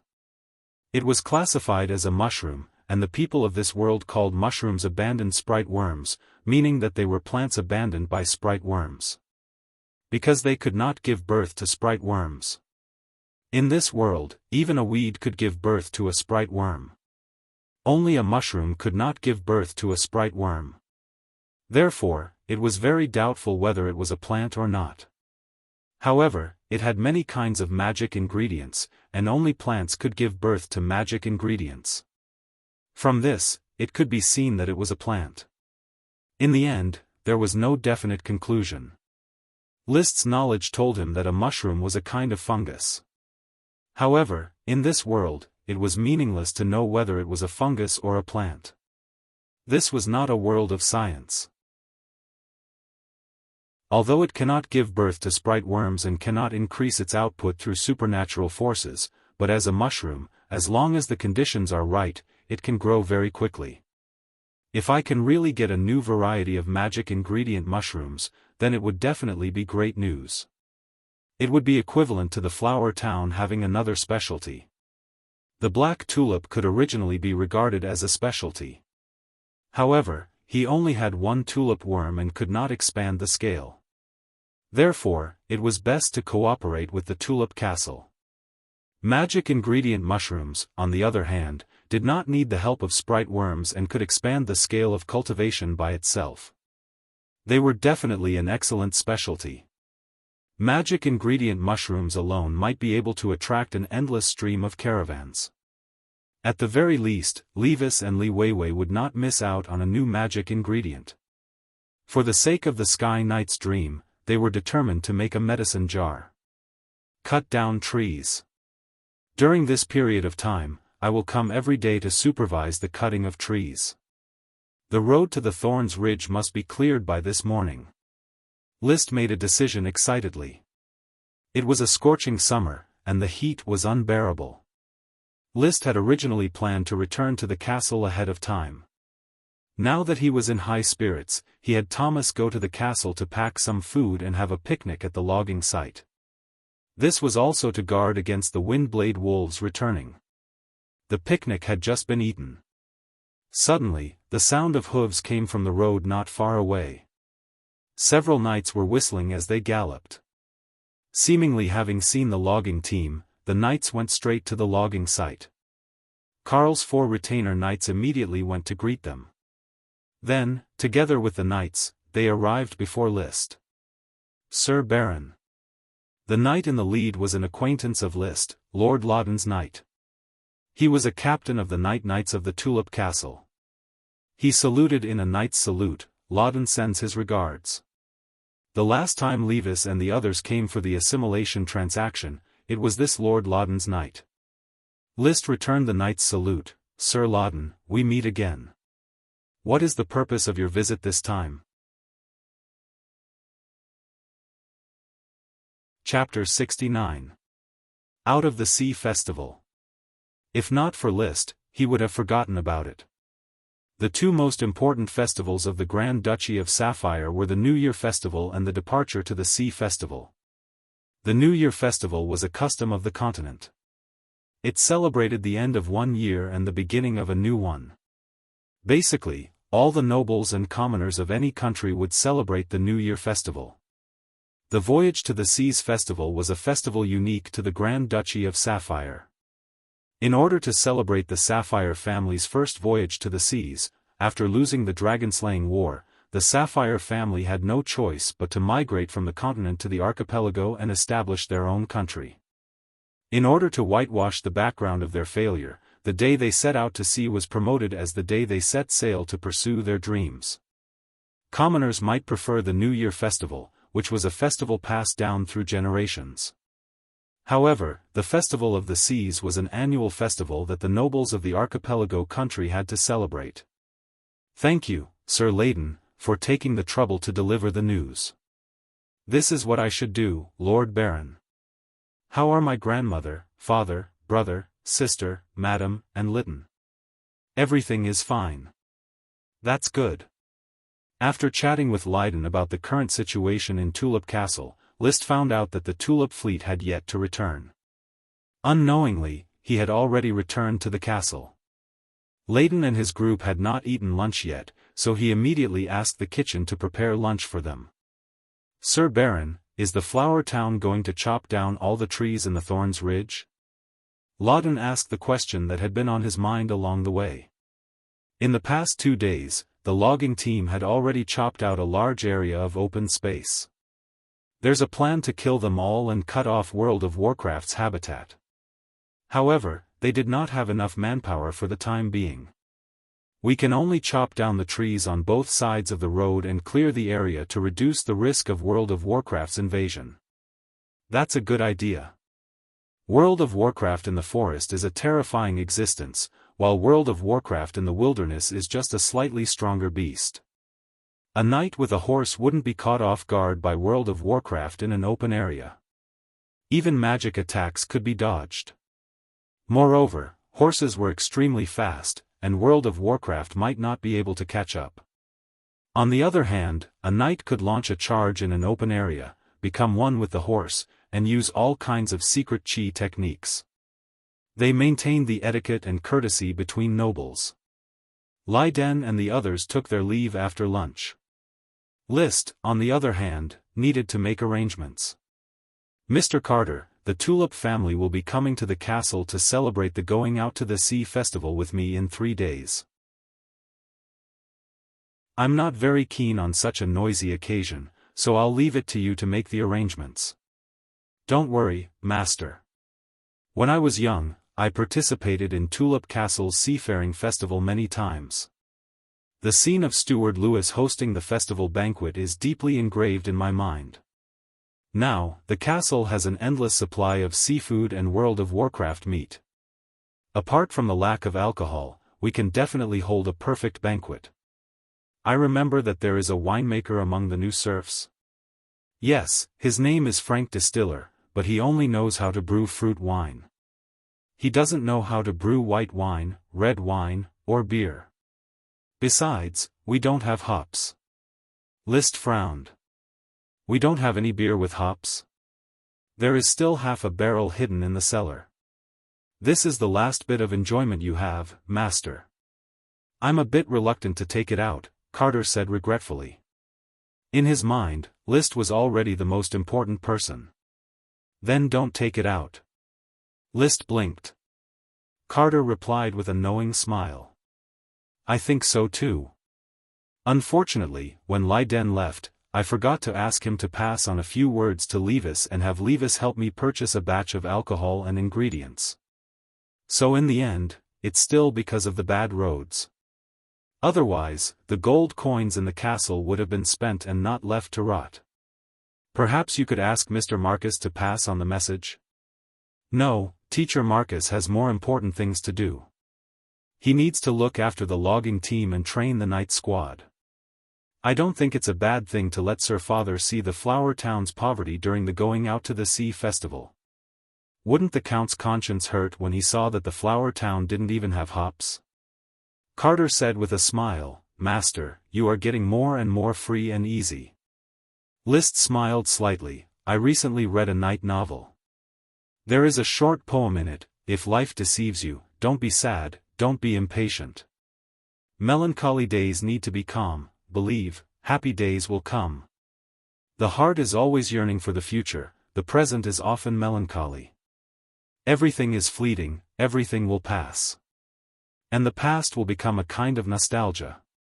The Count didn't attach much importance to his third son, List, as it wasn't a big deal. Therefore, although life was sometimes very shabby and poverty-stricken, the current List was still optimistic. Compared to the majority of commoners and lesser aristocrats, life in the Flower Town was already very perfect. Being able to eat white bread every day was an unattainable dream for many people. Over the next few days, the construction of the fief was still in full swing. Roads were repaired, trees were cut, and houses were built in the oyster settlement. The serfs, armed with the copper coins paid by List, were full of energy. Even the hot weather couldn't dampen their enthusiasm. The castle was also in full swing. The butler Carter was busy instructing the servants to clean the inside and outside and decorate the castle. The cook Abby Ladle, with her loud voice, ordered the 2 kitchen maids, Irene and Little Lily, around all day long, busying themselves with all kinds of ingredients. Marcus, with the night squad, guarded the logging team while practicing the foundation of Chi course. Gort, Isaiah, and Blair were also working earnestly. Only List was a bit vexed. He couldn't find the location of the super-small saltpeter mine. The mission had been completed, but the saltpeter mine reward had yet to be discovered. No one had reported to him that an unusual stone had been found somewhere, nor was there any unusual situation worthy of his attention. For 3 days in a row, there was no clue, leaving List at a loss. It wasn't that the saltpeter mine was of great value. Apart from using it to make ice, for the time being, he didn't know what use saltpeter could be used for. Rather, the situation was not very optimistic, making him worry that something had gone wrong with the smoke mission. The previous mission rewards had been delivered to him on the same day. Could it be that my cheat is about to leave me? At night, lying in bed, looking at the Mushroom Settlement's mission, which was still hanging, List was very worried. Fortunately, the worry only lasted until the 4th day. On this day, after Gort and the logging team entered the Thorns Ridge to work, another team followed them. They were the gravel transportation team. They were responsible for crushing the stones in the Thorns Ridge and then transporting them to both sides of the road to pave the road. While they were constantly looking for stones to smash, they suddenly discovered a pile of rubble embedded in the ground, accompanied by a large amount of white crystal-like substance. At first, they thought that it was salt. Salt was very important in daily life, so the serfs were very happy. Sir Lord would reward them for getting something good. But after a simple taste, they discovered that the white substance didn't have the slightest saltiness. On the contrary, it was a bit bitter. Despite this, they still scraped a lot of the white substance and gave it to Gort for verification. Gort couldn't distinguish it, so he explained the situation to List. Chapter 70. When dissolved in water, saltpeter would absorb a lot of heat. This was the principle behind making ice with saltpeter. Thanks to the experience of reading novels in the past, List knew a lot of such common knowledge. He also knew that saltpeter could be reused. Saltpeter is a magical substance. It can dissolve in water and make the water very cold until it freezes. List directed the servant to pour the white powder into the basin. Then, the powder gradually melted. Tom put his finger into the water and shouted in surprise, "Master, Master, the water really turned cold, it's so cold." Gort pushed Tom away, curious and hesitant. Finally, he put his finger in, "It's indeed much colder than before." List, is this the means of a magician?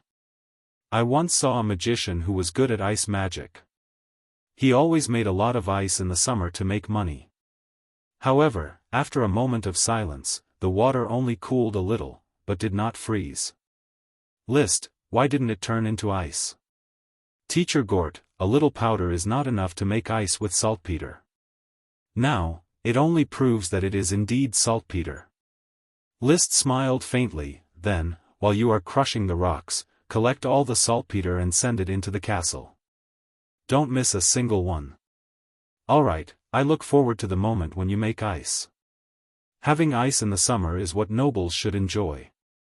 Tomorrow was the sailing festival, and the castle would host a banquet. At night. Looking at the amount of saltpeter powder collected in a day, which was enough to fill a barrel, List excitedly instructed the servants to start making real saltpeter ice. When dissolved in water, the saltpeter would release heat and turn water into ice. However, the ice water that directly melted the saltpeter was poisonous, so a vat and a copper basin with good thermal conductivity were needed. The vat was filled with water, the copper basin was also filled with water, and the copper basin was then placed into the vat. The saltpeter was poured into the vat and waited for it to absorb heat, turning the water into ice. Because there was enough saltpeter powder, the heat absorption effect was very strong. Within a moment, the water in the vat began to slowly freeze, and after a while, even the water in the copper basin began to freeze. It's frozen. It really froze. What a magical scene. This is the work of the legendary alchemists. Marcus, Gort, Isaiah, and Blair, who were watching from the side, were all amazed. In their impression, there was only ice in winter. The nobles had to build an ice house to enjoy the cool of ice in summer. However, an ice cellar was a luxury. Only a wealthy lord could organize a large team of ice miners to dig ice from rivers and lakes in winter. A fallen aristocrat like Gort could only rub a few ice cubes in the Tulip Castle every year to have a taste. Marcus, Blair, and Isaiah weren't even qualified to taste Xiaofan. List was equally excited. He had heard of saltpeter making ice, but it was his first time making it himself. Seeing water turn into ice with his own eyes was a very shocking feeling. "Master, it's frozen." Thomas's eyes lit up as he looked at the vat. "Take the ice." List nodded, maintaining a reserved aristocratic smile on his face, calm and dignified. "Cut the ice into small pieces. Tonight, ladies and gentlemen, everyone can get a small piece of ice." Carter whispered, "Master, the ice is too expensive. The servants don't need it, right?" "It doesn't matter, Mr. Carter. Just do as I say." "Yes, Master. On behalf of all the servants, I express my most sincere respect for your generosity." Carter bowed. Meeting a generous aristocratic master was indeed the servant's luck.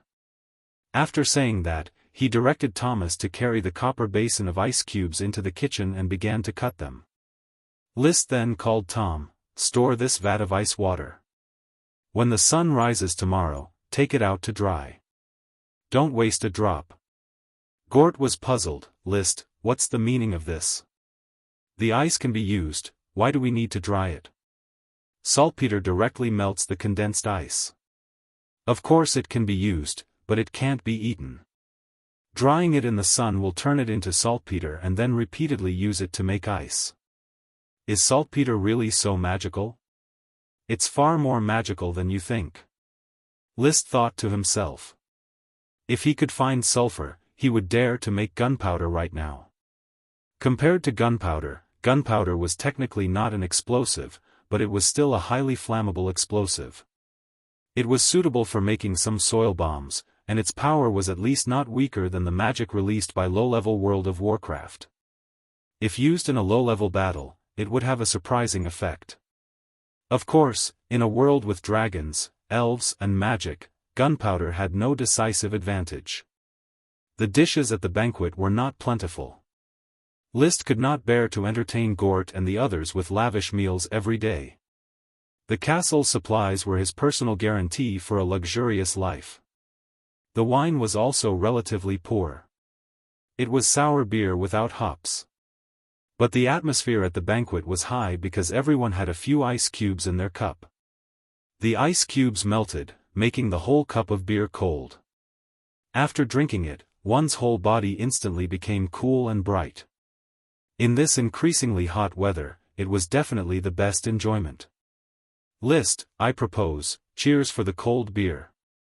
Gort happily raised his cup. List raised his cup in response, then for the cold beer, cheers. Cheers. Gulp, gulp. The sound of beer being gulped down could be heard from the dining table. The kitchen. At the dining table, Irene kept fiddling with the ice cubes on the plate with a spoon, making a clattering sound. Abby Ladle couldn't help but scold, "Irene, stop making unpleasant sounds. Master rewarded you with ice cubes, hurry up and eat them." Compared to eating ice cubes, I prefer to watch them melt. "Mrs. Abby, don't you think the temperature in the kitchen has dropped today?" Irene Four Fingers continued to fiddle with the ice cubes and looked at Lily Bathtub in the next seat. "Little Lily, do you feel it?" "Of course, there are ice cubes on each of our plates." After saying that, little Lily stuck out her tongue and licked the ice cubes on the spoon. She was reluctant to eat them all at once. The ice cubes had no taste, but they were cool and comfortable, making the heat of the whole body subside. Abby angrily said, "Little Lily, I don't allow you to talk to Irene while eating. Your clumsy and rude table manners will only bring shame to the kitchen." Cough, cough. Butler Carter forcefully bit the ice cubes in his mouth. He was already in his 50s, but his teeth were still very good. "Mrs. Abby, they are still children. It is a bit rude to allow them to eat." "Mr. Carter, it's not that I don't listen to your orders, but you shouldn't indulge them. They will become lawless. Being clumsy is already disappointing enough. If they can't even learn a little etiquette, they will stay in the kitchen for the rest of their lives, unable to become maids upstairs," Abby seriously said. Carter and Emerson glanced at each other. They both knew that Abby was a good person with a hard mouth but a soft heart. However, Irene was obviously not convinced. "Mrs. Abby, I don't want to go upstairs. It's not comfortable upstairs. I have to be careful not to leave even a footprint. I want to be a cook in the future. I like to work in the kitchen. You can give up on that idea." Abby suddenly exploded, "With me in the kitchen, you will never become a cook. Little girl, remember, don't offend me. But you will grow old one day." Chapter 71. Before dawn, the voice of the butler Carter continued to appear upstairs and downstairs in the castle. "Tom, cheer up. Thomas, prepare the Lord's best holiday suit. Frack Abier, don't make any mistakes. Mrs. Morrison, there is dust on the window on the second floor, let the maid clean it as soon as possible. We can't leave the impression of laziness on the upcoming distinguished guests. God, why did the kitchen take out the oysters to dry? Quickly take them away." "No, no, no, Irene, absolutely not today. I need to see the castle's water tank overflow, but Jessie, you don't have to fetch water, John and Parker will do it. You need to quickly inspect all the cordyceps, even if it is a holiday, we can't ignore the most important things. Don't take the whole thing out to dry, you should break it, pieces of crushed ice are easier to dry." Carter took out a handkerchief and wiped the sweat on his head. Today was really busy. He still had a lot of expensive crystal tableware to wipe, but he had to explain the trivial matters first.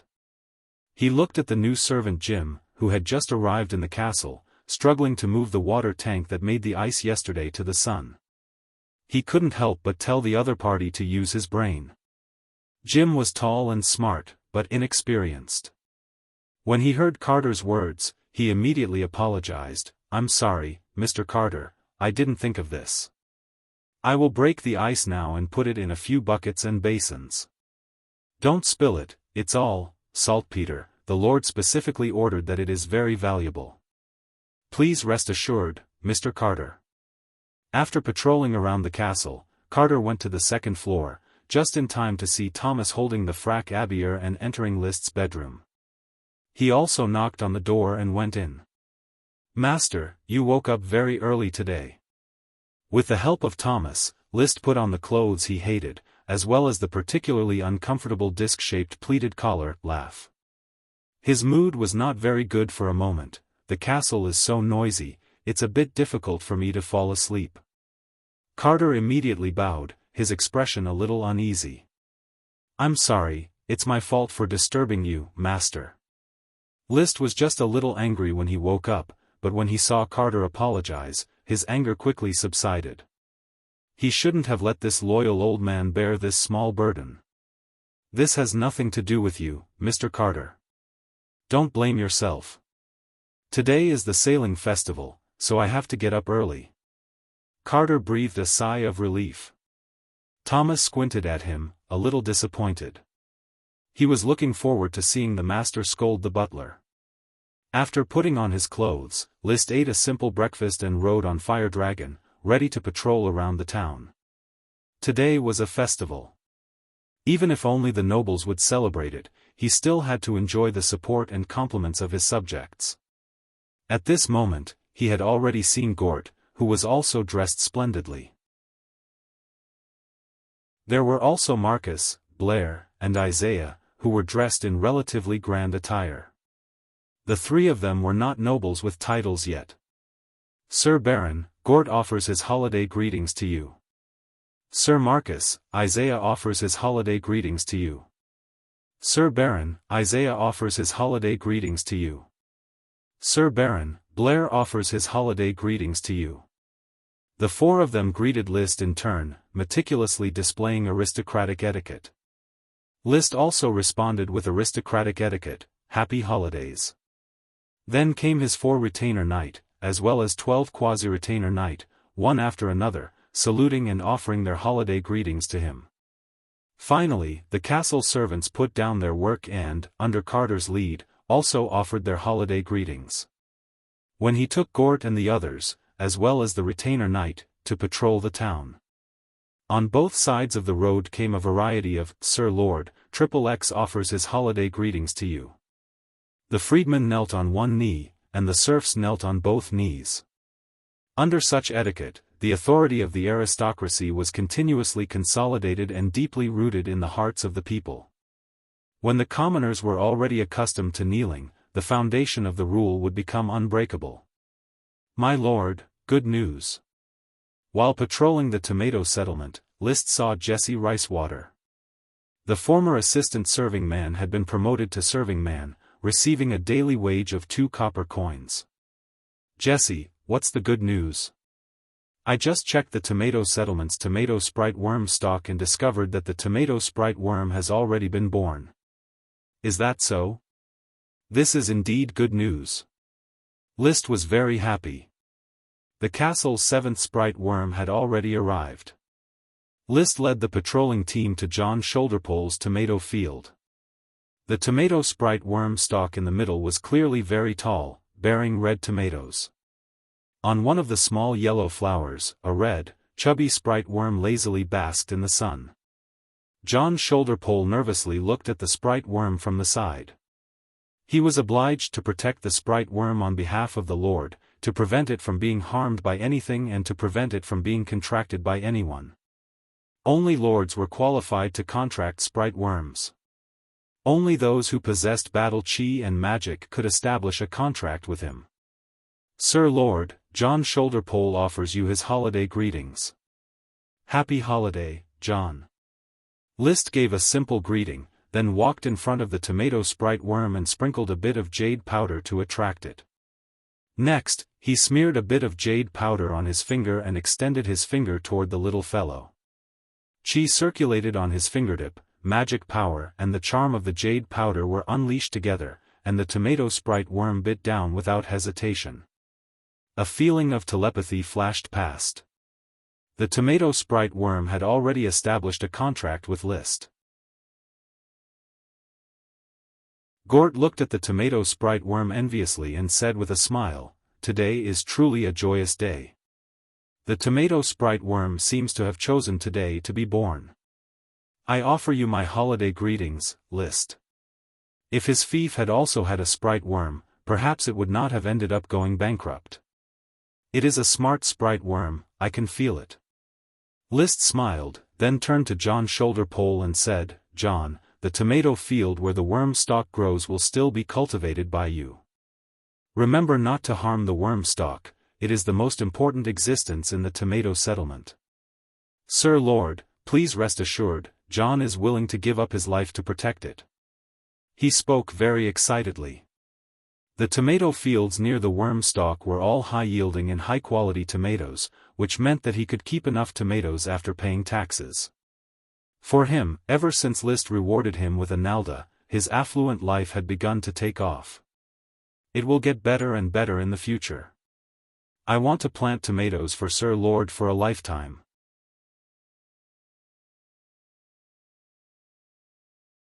Chapter 72. The Count's caravan appeared in the Thorns Ridge at around 10 o'clock in the morning.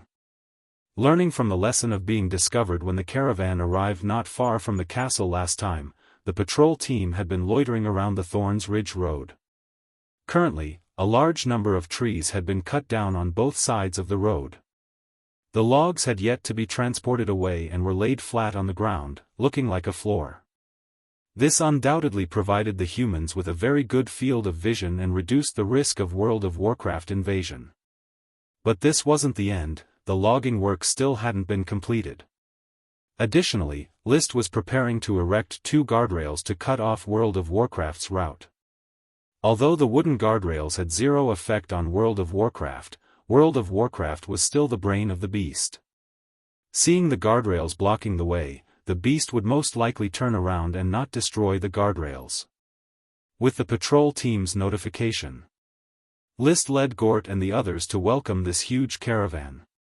There were only 5 carriages, but an entire night caravan.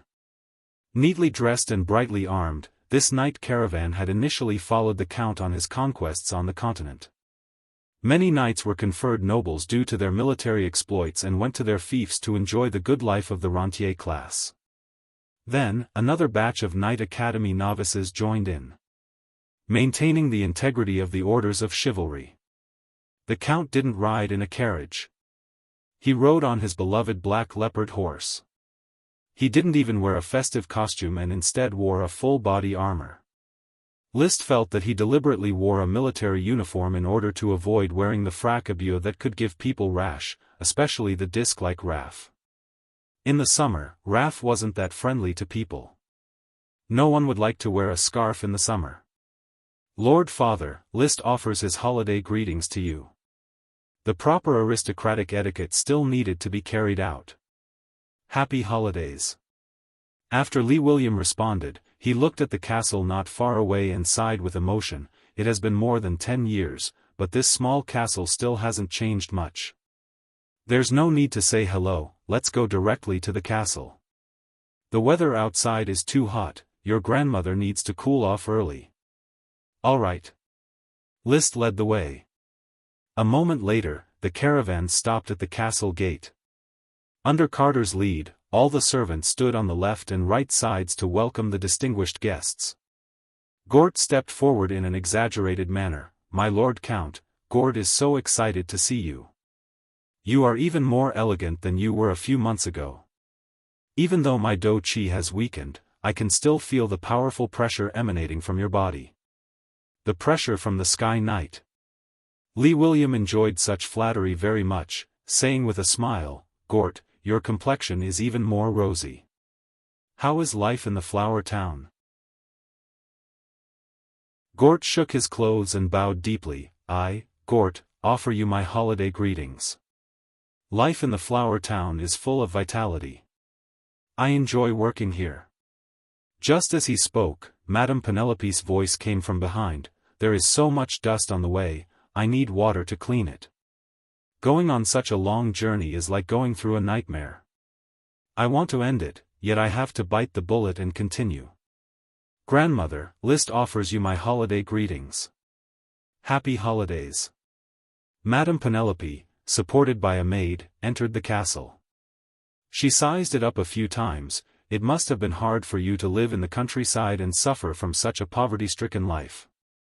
The only thing worth envying is probably the smell of this small house, the smell of the countryside." Saying that, she added, "I feel more comfortable than the smell of the tulip castle." "If you feel comfortable, then you might as well stay here for a few more days."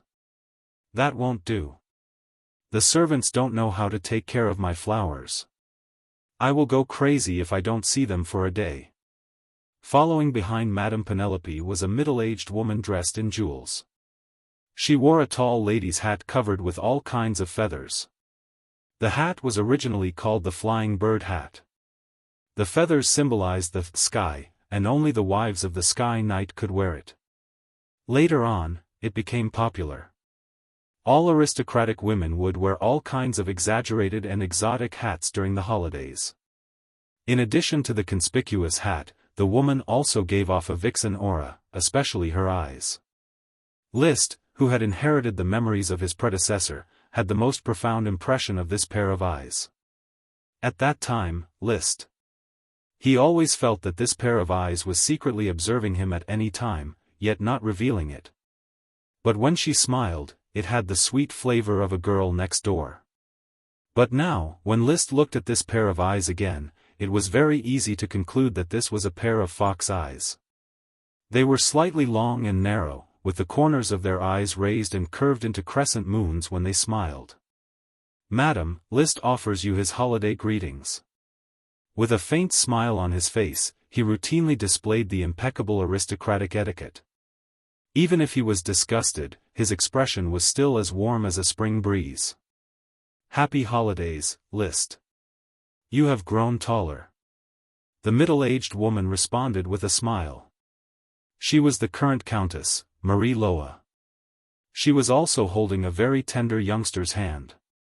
The youngster was obviously dismissive of the castle's environment. He reluctantly put on a bit of superficial respect and performed the etiquette. "Brother List, Lytton offers you his holiday greetings." "Happy holidays." List responded faintly and continued to say to Madame Marie, "Madam, please take Lytton into the castle to rest. I will go and greet my brother, sister, as well as Sir Layton." It was not the first time that Levis and Li Weiwei had come to the flower town. Therefore, after greeting each other and entering the castle, List greeted the aristocrats who came with the convoy. These aristocrats were all minor aristocrats who held positions in Tulip Castle. Most of them were lords and knights. There was also a baron, the captain of the Knight of Tulip Castle, Mickey. The head of the Coral Islands Orders of Chivalry was Lee William. The captain, Mickey, was responsible for the training of the Orders of Chivalry and the safety of Tulip Castle. He could be regarded as the de facto head of the regiment. After exchanging pleasantries, the castle became even more lively. Because there were too many people, with a large number of aristocrats upstairs and an even larger number of knights downstairs, 15 servants were not enough. Fortunately, the Count and his party had brought a lot of servants, as well as a lot of food and drinks.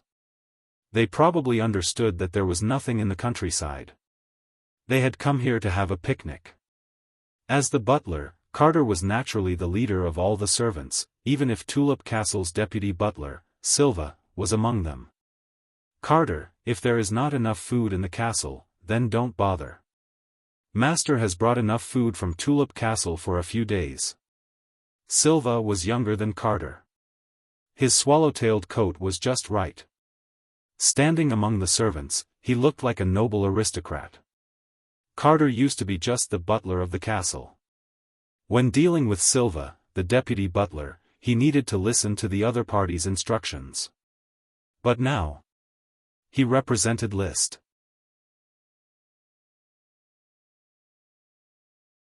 Chapter 73. Black Tulip, It's So Beautiful. Lee William swayed the unique black tulip, his face full of softness. The rise of the family relied on tulip, so he naturally had a unique love for tulip. Madame Penelope was also swaying the purple-black flowers, having a new kind of magic ingredient, and a tulip at that, is a sign of the family's continued prosperity. I originally thought that Liszt was not a lucky person, but now it seems that he is the luckiest one in the tulip family. Black tulip should be vigorously promoted for the family. Madame Marie said casually. Lytton followed behind Madame Marie and said with a trace of innocence, "It's so beautiful, father. Can I also have a black tulip? I want to plant it on my bedroom window sill and see it every day." "There will be a chance, Lytton." Levis directly interrupted Lytton's words, looked at the picked capsules, and asked Liszt, "A batch of seeds has already been picked?" "There are a total of 35 mature capsules, each with about 30 seeds. I think it should be able to be planted on a large scale within half a year if I hand it over to Xiangxiang to cultivate. Of course, Xiangxiang's speed in planting tulip is the best among the greater elves. I'll give you the seeds later." "Good." The two of them simply chatted for a while before deciding on the planting of the black tulips. They did not give the others any leeway to interrupt. The two brothers were of the same opinion. They could bring Li Weiwei along, but they would absolutely not bring Lytton. They were not raised by the same mother, so naturally they were not on the same page. The Count looked at Madame Marie and Lytton. He then looked at Liszt, who was already much taller than himself, and ultimately said nothing. Madame Penelope whispered in Li Weiwei's ear, "The two boys already have their own opinions. Look at Lee William's face, it's really delightful." Although it was a whisper. However, everyone was gathered together, so there was no need to keep it a secret. Lee William could only pretend that he didn't hear anything. He turned to Liszt and said, "The flower farm is in ruins. When I discovered the tulip here, I planted a sea of tulip flowers. I hope you can recreate the scene from back then. Reviving the flower farm has always been in my plans. I can see that you really do understand how to be a qualified lord. The flower town exudes a thriving atmosphere, I hope that it will continue." After seeing the black tulip, the group returned to the castle as it was too hot. On the horse field outside the castle, Lee Williams saw Black Dragon. As a sky knight, he had a very good eye for horses. With just a glance, he could tell that Black Dragon was more spirited than his black leopard horse. "What lineage does it have?" "I don't know." Liszt didn't say anything about the dragon's bloodline. Once he did, the Count would definitely snatch Black Dragon away. Dragon horses were of great importance to aristocrats. It might be a mid-level World of Warcraft bloodline. If you can breed a herd of similarly spirited horses, then I will purchase a batch from you to replace the orders of chivalry's mounts. That might take a long time. Lee William looked at Liszt with a touch of profound meaning in his eyes. "Don't be impatient, time is on your side." In the castle, the servants had already prepared the banquet. After a bit of washing, the formal banquet began. The male servants brought out the dishes one by one and placed them in front of each noble guest. Carter gave his all to command the servants in an orderly manner. The food brought by the Count didn't cause any reaction. It was what they often ate. However, as the seafood was served, the originally dull banquet reached a climax. Many of the seemingly delicious dishes were things they had never eaten before. "What is this?" Under the guidance of the maid, Madame Penelope dug the clam out of its shell and took a bite. It was fresh, smooth. A fragrance completely different from that of continental dishes bloomed on her taste buds. It's very delicious." It's so soft that I almost don't need to use my teeth. Clams are a kind of seafood that is abundant on the coast. The meat is very delicious. Not only is it very tasty, but it can also prevent the occurrence of some diseases. Li Weiwei imitated the maid and peeled a mantis shrimp. What is this? As the host, List continued to explain, mantis shrimp, it might be more interesting to call it mantis shrimp. Its taste is fresh, sweet, tender, and soft. It is not inferior to the Longtaro Castle's rock lobster. Unfortunately, it is already summer. If it was spring, the mantis shrimp spawning season, its taste would be even more tender and delicious. So, they are all seafood? Yes. The flower town doesn't have any specialty products. If you want to improve the recipe, you can only look at the East Coast's azure wave sea. Fortunately, there are countless delicious seafood waiting to be developed. Seafood was an important source of food. Currently, not too many aristocrats had paid attention to this. After today's banquet, the Coral Island might usher in a craze for seafood development. Of course, it might not. In the eyes of the aristocrats, the sea was far less important than the land. Sometimes, it wasn't one's vision that restricted development. Rather, it was inertia. List discovered this from everyone's endless praises for the seafood. The Count and the others indeed had a very high evaluation of the seafood. However, they hoped to buy seafood from the flower town instead of catching it themselves. Perhaps, in their opinion, they shouldn't waste the serfs who farmed to become fishermen. Of course I can provide seafood for Tulip Castle. In fact, as you can see, I am in the process of opening the road to the Thorns Ridge. Once it is open, I will form a caravan from the flower town to travel to and from the Coral City. I will sell the goods produced by the flower town on a regular basis. The Count took a sip of red wine and nodded, saying, once the restrictions of the Thorns Ridge are lifted, the flower town might also be able to develop into a wealthy town. Like your sister, train a group of knight. The glory of aristocracy is always fought for on horseback. After the seafood, another delicacy was served. It was the Wind Peregrine Falcon Jerky. This was also the last main course. Using the World of Warcraft jerky as the end of the main course was enough to be the finale. No one complained as they watched the guests eat happily. As the butler, Carter stood upright next to the banquet, his heart full of pride. Everyone thought that the flower town was a barren and shabby town, that the lord ate poor food and lived a simple life. However, the banquet before him was enough to show the flower town's wealth. Wealthy aristocrats were respectable aristocrats. The hard work of the servants under him set off the castle's aristocratic temperament. He believed that no one would think that List was a countryside baron anymore. Here, the flower town, was a place blessed by the glory of the night. Master, can we serve the dessert? Mrs. Abbey has already made enough ice cream.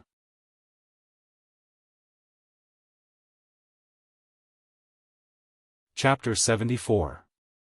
The banquet was a success. The dessert ice cream was a good way to soothe the heat during the meal. This bit of ice cream used up all the ice in the kitchen. List originally thought that the Count's people would ask why the flower town could also produce ice cubes. Unexpectedly, no one asked. Probably because they were used to using ice in Tulip Castle, they simply didn't notice that there should be no ice here. After the meal, the aristocrats chatted. List let Gort greet them on his behalf, while he and Levis went to the study. Brother, how many days before the Tulip fleet returns? According to the usual schedule, it should return to the Coral City's pier in about a week. Levis took out a cigar and lit it. You want to talk about the slave trade? Yes, the next time the Tulip fleet goes to sea to trade, I hope that you can help me buy a batch of serfs. Sure, but how much can you pay? 10 silver coins for a serf? That was the price in the past. Nowadays, there is no fighting in the Grand Duchy, so the sale of serfs is rare and very difficult to find. But a while ago, I also heard that the lord of the small kerchief island was killed by pirates and lost his fief. The Sapphire Grand Duke is very angry about this and has already spread the news to the major fiefs, asking for assistance in besieging the pirates. However, after the pirates destroyed the small kerchief island, they disappeared without a trace. Some people think that this is not a pirate, but a lord in disguise. The big kerchief island has offered a reward of 300 gold coins for clues about the pirates. Levis gave a brief account of the repercussions of the small kerchief island encountering the pirates, before continuing. However, apart from this, the Grand Duchy is calm. The slave trade needs to be further away, preferably at the border between the Eagle Kingdom and the Steel Ridge Kingdom. Name a price. If I can accept it, then I will agree. 20 silver coins for a serf, it cannot be lower than this price. Otherwise, I will not be able to make a profit. Levis gave his price. Another thing, if the number of serfs is too large, then I need to pay the gold coins now. Otherwise, I will not be able to explain it to my father. List thought for a moment and nodded in agreement. 100 gold coins, help me bring back 500 serfs. How refreshing. I have a small request. These 500 serfs should be mainly young people. Buy more female serfs. In addition, if there are serfs with skills, buy them first. You mean blacksmiths, tailors, cobblers, and such serfs? This won't be easy. Craftsmen are mostly freedmen, and the laws of every country protect freedmen. It's very difficult to sell them like serfs at will. Every aspect of a city's operation was inseparable from freedmen, so the laws of the country protected them. List clenched his teeth. I will add another 20 gold coins. Among the 500 serfs, at least 100 are craftsmen. Sure. He painfully counted 120 golden naldas to Levis. Looking at his shriveled wallet, List felt a little melancholy. Originally, he had around 150 gold coins, but as he continued to pay the wages of the civilians, he had spent a lot of gold coins. Now, there were only 16 gold coins left in the wallet, which could dry up at any time. Fortunately, the passage to the Thorns Ridge was about to be opened. So long as the caravan was established, the Flower Town seafood could be sold to the Coral City. He believed that the delicious seafood could create a good fortune for him. After digesting, the Count's convoy began to return. List presented a batch of oysters and other seafood. This decision was made after Carter told him that the Count had brought a lot of food. Courtesy demanded reciprocity. When the convoy left the Flower Town, the castle regained its tranquility. Although there were a lot of plates, wine glasses, and other things that needed to be cleaned up, and the small garden outside the castle was trampled out of shape by the knights. But all of this, Carter could organize the servants to slowly clean it up without any pressure. There were 15 servants in the castle, which was enough. Teacher Gort, the festival is about to end. We need to free ourselves from the festive atmosphere. The town's construction progress cannot be stopped. Continue to expand the logging and gravel teams, as well as the fence construction teams, and strive to open the passage as soon as possible. Gort still wanted to continue, as you wish.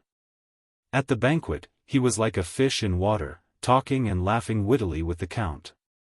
He had not had such a good time in many years. Over the next few days, besides supervising the logging work, List also paid attention to another matter, the training of the fruit-stealing monkeys. At first, 7 fruit-stealing monkeys were caught alive, but they had all survived and recovered. However, 2 of them were lame, and it was not possible for them to climb trees. The remaining 5 were given to the town's hunters for training. Ropes, whips, and fruits were used together. Very soon, the unruly fruit-stealing monkeys were tamed. They climbed trees and entered cages. 3 female monkeys and 4 male monkeys. I believe that in the second half of the year, there will be 10 fruit-stealing monkeys. Monkeys generally gave birth to 2 babies a year, but each one usually gave birth to 1 baby. List looked at the fruit-stealing monkeys that were becoming more and more obedient and was very satisfied. Without the fruit-stealing monkeys' destruction, this year's fragrant coconuts can ripen. I believe that in 1 or 2 months, we will be able to drink fresh and sweet coconut juice. Fragrant coconuts didn't have a seasonal pattern. Except for winter, they would continuously bear fruit in other seasons. The Coral City does not seem to have fragrant coconuts for sale. Perhaps, they will become a major specialty of the flower town. Unfortunately, no fragrant coconut sprite worm has been bred. While he was outlining the future of the fragrant coconut tree, the hunters had already begun to train the fruit-stealing monkeys to pick the fruits.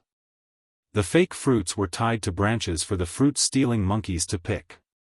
If they picked the fruits, they would be rewarded with a peanut. If they didn't pick the fruits, they would be whipped. The fruit-stealing monkeys could not run away due to the ropes tied around their necks. If they dared to run, they would be whipped. Remember, animals can also bear grudges and throw tantrums. As long as they work diligently, do not whip them at will. If I find out that you have whipped the fruit-stealing monkeys for no reason, then I will whip you. List emphasized with a serious expression. He did not want the fruit-stealing monkeys to rebel in the future and smash a few fruit farmers to death. Sir Lord, please rest assured. We will not forget what you have instructed us to do. The part-time hunters understood that they would henceforth change from farmers to fruit farmers. They were all elated to have the fruit-stealing monkeys work.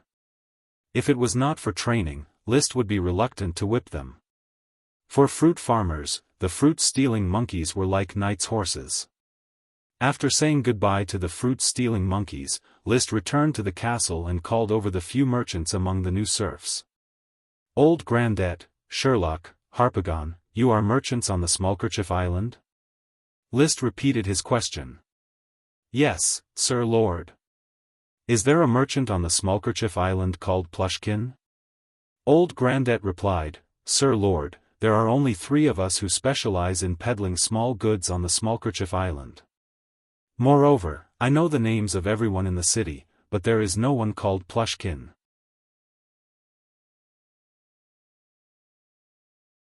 Chapter 75.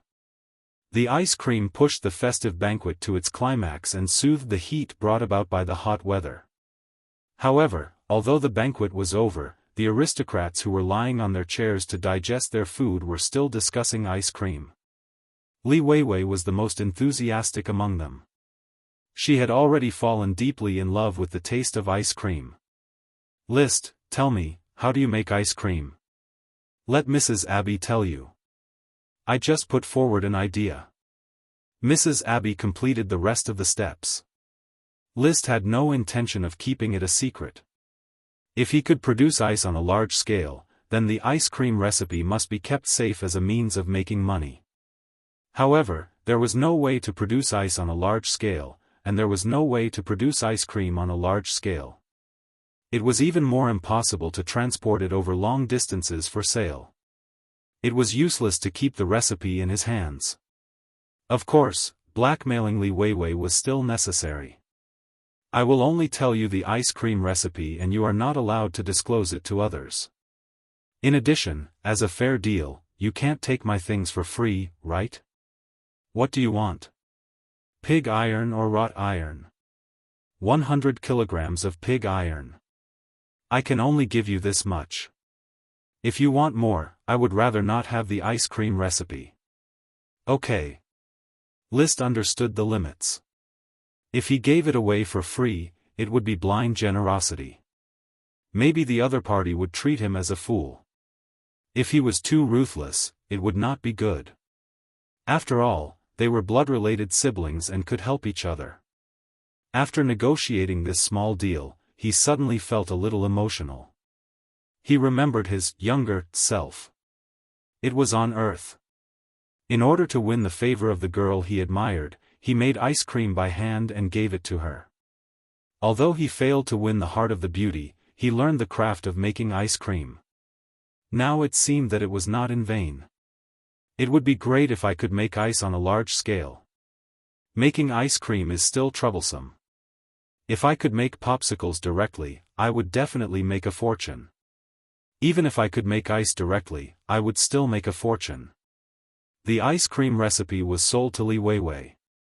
However, when it came to Levis, he directly gave it to the other party. Brother, how many days before the tulip fleet returns? According to the usual time, it will return to the Coral City dock in about a week. Levis took out a cigar and lit it. Do you want to talk about the slave trade? Yes, the next time the tulip fleet goes to sea for trade, I hope you can help me buy a batch of serfs. After getting the formula, Levis was very easy to talk to. Sure, but how much are you willing to pay? 10 silver coins for a serf?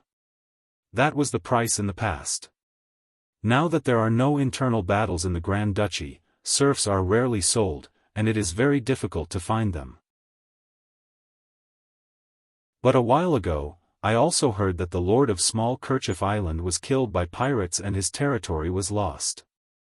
The Sapphire Grand Duke is very angry about this. He has already spread the word to all the major territories, asking for assistance in encircling these pirates. However, after the pirates destroyed the Small Kerchief Island, they had already disappeared without a trace. Some people think that this is not a group of pirates, but a certain lord in disguise. The Big Kerchief Island is offering a reward of 300 gold coins for information on the pirates. Levis briefly talked about the repercussions caused by the pirates on the Small Kerchief Island, and then said, but apart from this time, the Grand Duchy is calm and peaceful. The slave trade needs a further direction, and it is best to search at the border between the Eagle Kingdom and the Steel Ridge Kingdom. Name a price. If I can accept it, I will agree. 20 silver coins for a serf, it cannot be lower than this price. Otherwise, I will not be able to make a profit. Levis gave his own price. In addition, if the number of serfs is too large, you need to pay the gold coins now, otherwise, I will not be able to account to my father. List thought for a moment, and then nodded in agreement. 100 gold coins, help me bring back 500 serfs. Straightforward. I have a request. These 500 serfs, mainly young people, buy some female serfs. In addition, if there are serfs with a skill, buy them first. You mean blacksmiths, tailors, and cobblers? This is not easy to deal with. Craftsmen are mostly freedmen, and the laws of every country protect freedmen. It is very difficult to sell them as serfs at will. Every aspect of a city's operation was inseparable from freedmen, so the laws of the country would protect them. List clenched his teeth. I will add another 20 gold coins. Among the 500 serfs, at least 100 are craftsmen. All right. Feeling distressed, he gave Levis 120 dazzling naldas. Looking at the shriveled purse, List was quite melancholic. He originally had about 150 gold coins, but with the continuous payment of the commoners' wages, a lot of gold coins had been consumed. Now, there were only 16 gold coins left in the purse, which could dry up at any time. Fortunately, the passage to the Thorns Ridge was about to be opened. As long as the caravan was established, the Flower Town seafood could be sold to the Coral City. He believed that the delicious seafood could create a good amount of wealth for him. After the matter of serfs was settled, Levis suddenly mentioned saltpeter. List, can saltpeter ice be produced on a larger scale? I hope so, but unfortunately, it is not possible. You can mine more saltpeter ore. Brother, it is not that there is a saltpeter ore for me to mine just because I want to mine it. In fact, there is only a small amount of saltpeter ore in the Flower Town. I can give you a bit of saltpeter powder and the raw ore from when saltpeter is mined. You can look for it yourself. There might be other saltpeter ore on the Coral Island. Alright, I will look for it. You might not have noticed, but as long as ice can be produced in the summer, you can definitely earn a lot of gold coins. Levis took a puff from his cigar. When I find a saltpeter ore, I will not treat you unfairly. Did you see that Madame Marie is instigating father to intervene in the saltpeter ice production? I saw that. List understood. Fortunately, father does not care about saltpeter ice production. In the summer, he would go to the palace to serve as the Grand Duke's groom. There are countless ice cubes in the palace to enjoy. There are many ice cellars on the Blue Dragon Island. I heard that the largest ice cellar is like a maze. There were workers transporting ice cubes who got lost and froze to death inside. List did not say anything. The greatest aristocrat he had seen was Merlin Longtaro. He did not know what the life of an aristocrat was like, especially an aristocratic family with a dragon. After digestion, the sun had begun to set. The Count and his party were also ready to return. If they did not leave, then they would have to travel at night. Before leaving, the Count rode a horse, followed by List, who also rode a horse. The Flower Town is very good. I hope that you can continue to be enterprising. However, it is not enough to become a qualified lord. The rise of the Tulip family is due to military exploits. The Grand Duke is in the prime of his life, and the flames of pioneering have never been extinguished. Therefore, if you want to leave the Flower Town, then don't give up on your desire for the glory of a knight. Wouldn't it be faster to make me a viscount? List cursed inwardly. The Count obviously did not like him, yet he was playing the role of a strict father. It felt somewhat strange, I understand. Subsequently, the two did not say anything and just rode quietly. After a while, the Count glanced at the black dragon under List. This is a good horse. Take good care of it, it will be the Lord's most important companion. Understood. Immediately after, the two returned and the Count joined the convoy. Carter, along with the servants, stood at the castle's gate and respectfully welcomed the distinguished guests. List said goodbye to them one by one. Grandmother, be careful, get on the carriage. My little boy, if Flower Town makes you uncomfortable, then come back to Tulip Castle. Although the smell there is not good, but it should still be there. Said Madame Penelope. I will go to Tulip Castle often. Li Weiwei hugged him and said, 100 caddies of pig iron, when will you come to the Coral City to get it? I will. Madame Marie pulled the sullen Lytton, who wanted to ride a horse but couldn't. She just smiled at List and said goodbye. Captain Mickey and the other knight escorts followed the standard knight etiquette. Like Li Weiwei, Levis also hugged him, probably to show brotherly affection in front of the Count. List, the gate of Tulip Castle is always open to you. Thank you.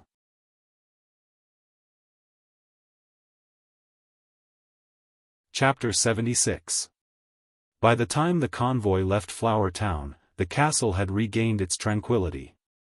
Although there were a lot of plates, wine glasses, and other things that needed to be cleaned up, and the small garden outside the castle had been trampled out of shape by the night. However, Carter could organize the servants to slowly clean up all of this without any pressure.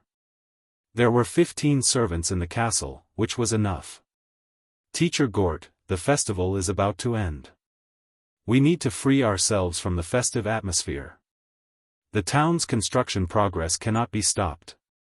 Continue to expand the logging and gravel teams, as well as the fence construction teams, and strive to open the passage as soon as possible. Gort still wanted to continue, as you wish.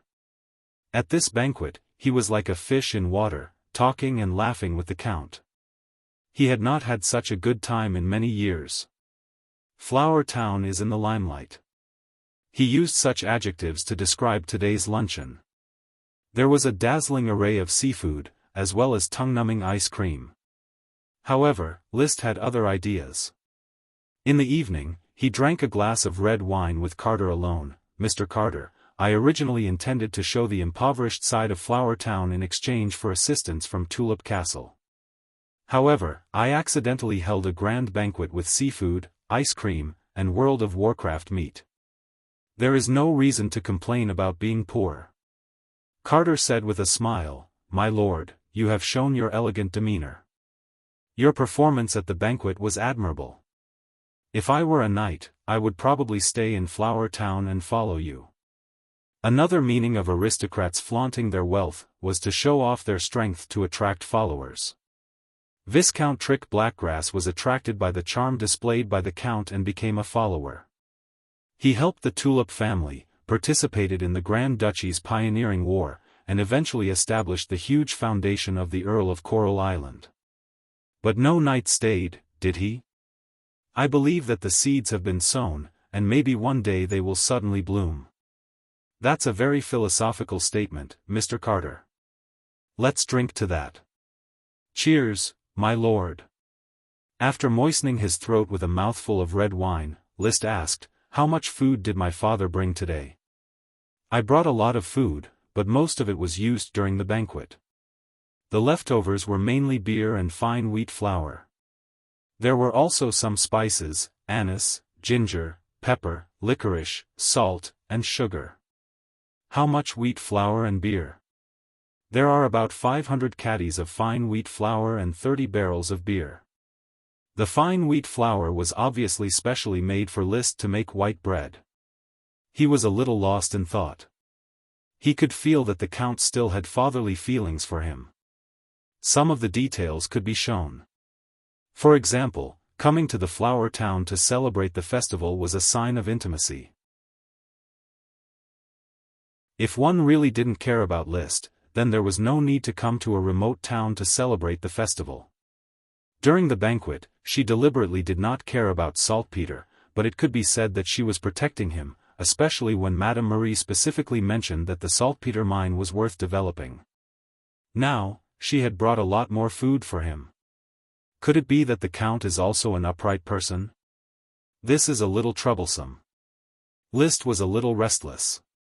If the Count's family did not care about him, then he could easily maintain a gentlemanly friendship and live his life leisurely. What he feared the most was a familial entanglement. Liszt did not know how to deal with it. Should he integrate into this familial affection according to his current identity, or should he maintain his personality and continue to keep his distance? Is this the fetters of familial affection? As long as one is human, one cannot escape this net. After drinking the red wine, Liszt decided to stop thinking about this troublesome matter and let nature take its course. He did not take the initiative and did not refuse.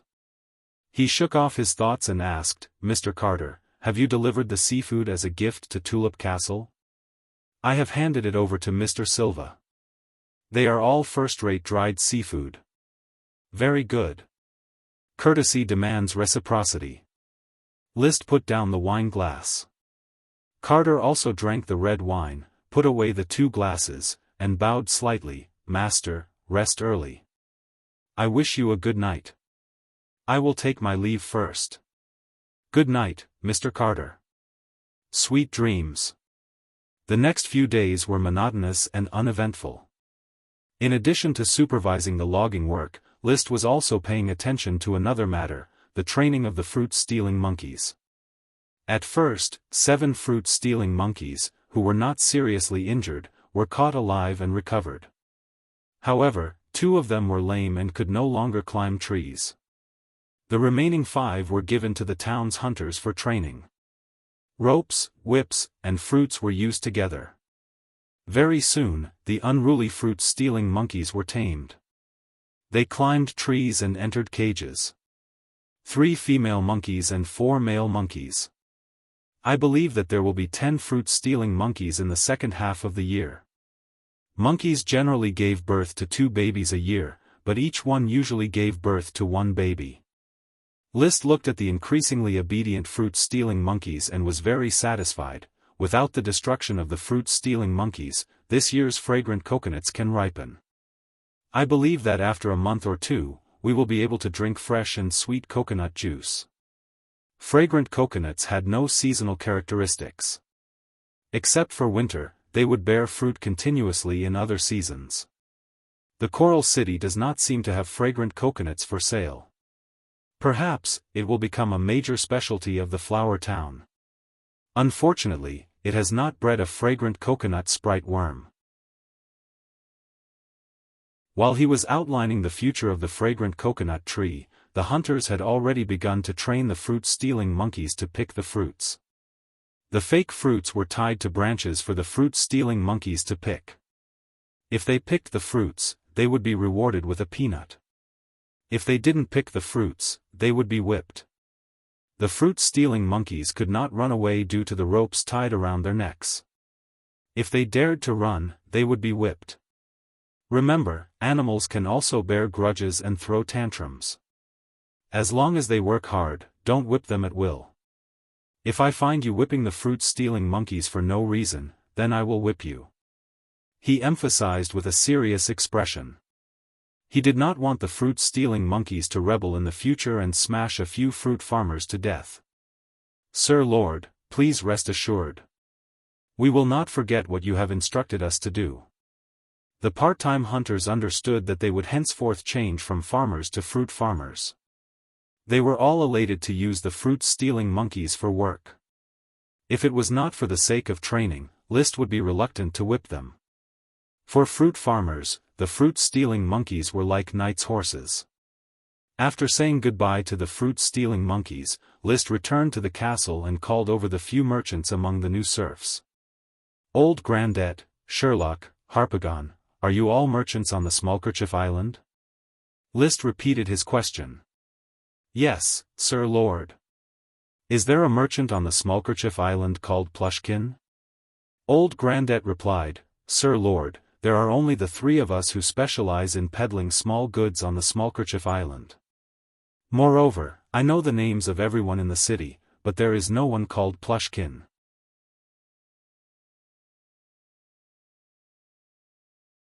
Chapter 77. List did not intend to let the fief's residents establish a caravan of their own. He intended to establish a caravan exclusive to the castle. Without the drive and idea of reform and innovation, he would establish a free trade system. He would just operate his fief in accordance with the practices of the majority of aristocrats. Old Grandette was elected as the caravan's leader. Harpagon and Sherlock assisted him from the side. At present, the only thing you can operate is seafood. Starting from the Coral City, I hope that the Flower Town seafood can be gradually sold in all cities. Said List. As you wish, Sir Lord. So, how do you plan to sell seafood? This is a new thing. Ordinary people, who have never eaten it, would obviously be afraid of it. Old Grandette pondered for a moment before replying, Sir Lord, we can advertise on the streets that even Sir Count is full of praise for seafood. I believe that there will be countless subjects who will flock to the food praised by Sir Count.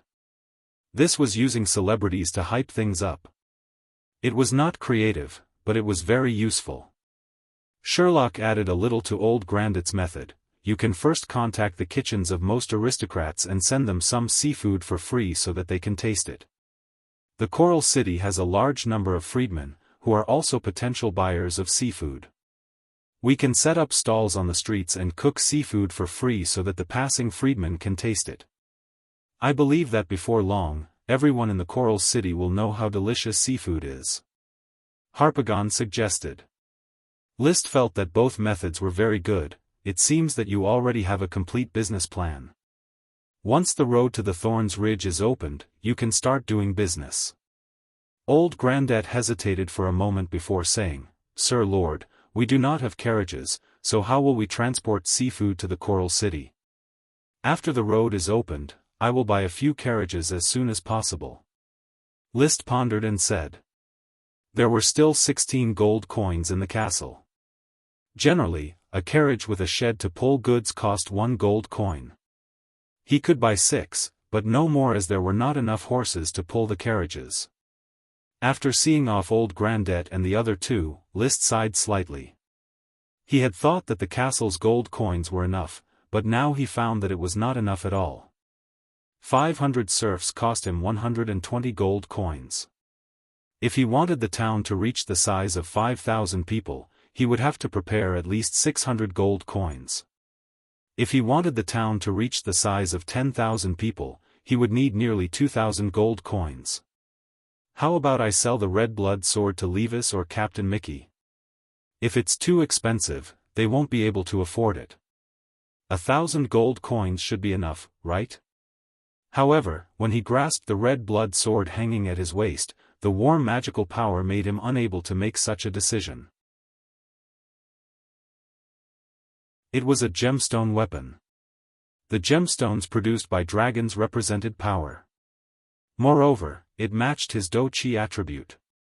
Even if he became a Sky Knight in the future, this red blood sword would still be worthy of his identity. I can only develop it slowly. I hope that this year, the Flower Town will have a bumper harvest by relying on the compost.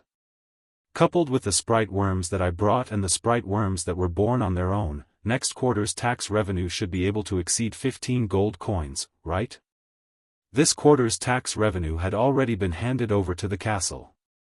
After careful calculation, Isaiah estimated that the various crops and handicrafts harvested in this spring season were worth about 7 gold coins. In previous years, the spring tax revenue was generally about 3 gold coins. In the winter, there was almost no tax revenue, about 4 gold coins in the summer, about 7 gold coins in the autumn, and less than 15 gold coins in the whole year. This year, with the sprite worms, relying on the compost for the fields, and fishing for seafood, List was confident that the summer tax revenue could reach last year's level. In the autumn, the tax revenue would definitely be higher, and it would not be impossible to surpass Li Weiwei's Falcon Town. "Master, your milk tea is ready." The butler Carter walked into the study with a cup of milk tea brewed with fresh milk. It was List's habit to drink a cup of milk tea before going to bed every day. "Thank you." After receiving the milk tea, List, who was a little thirsty, drank half of the milk tea with just the right temperature in one gulp. He licked the milk tea foam from the corner of his lips and said with some hesitation, "Mr. Carter, is today's milk tea still brewed by Mrs. Morrison?" "Yes, master." "Is there a problem with today's milk tea?" Carter became a little nervous. List shook his head. "There is no problem with the brewing.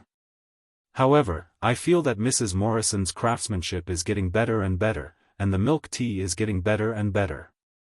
I will pass on your compliment to Mrs. Mawson. I am sure she will be very pleased." On the first day of July, the afternoon sun was lazily shining. Clouds would cover the sun from time to time, like a naughty child quietly blinding his friend. The weather was not too hot, and there was still a breeze blowing. List, who was inspecting the logging work, stood on the other side of the Thorns Ridge. With a handsome smile on his face, he solemnly announced, "The trees 100 meters away from both sides of the road have all been chopped down. The logging team has completed my task. As the Lord, I would like to express my respect to you." Respect was just lip service. Next, it was up to the commoners to continue working.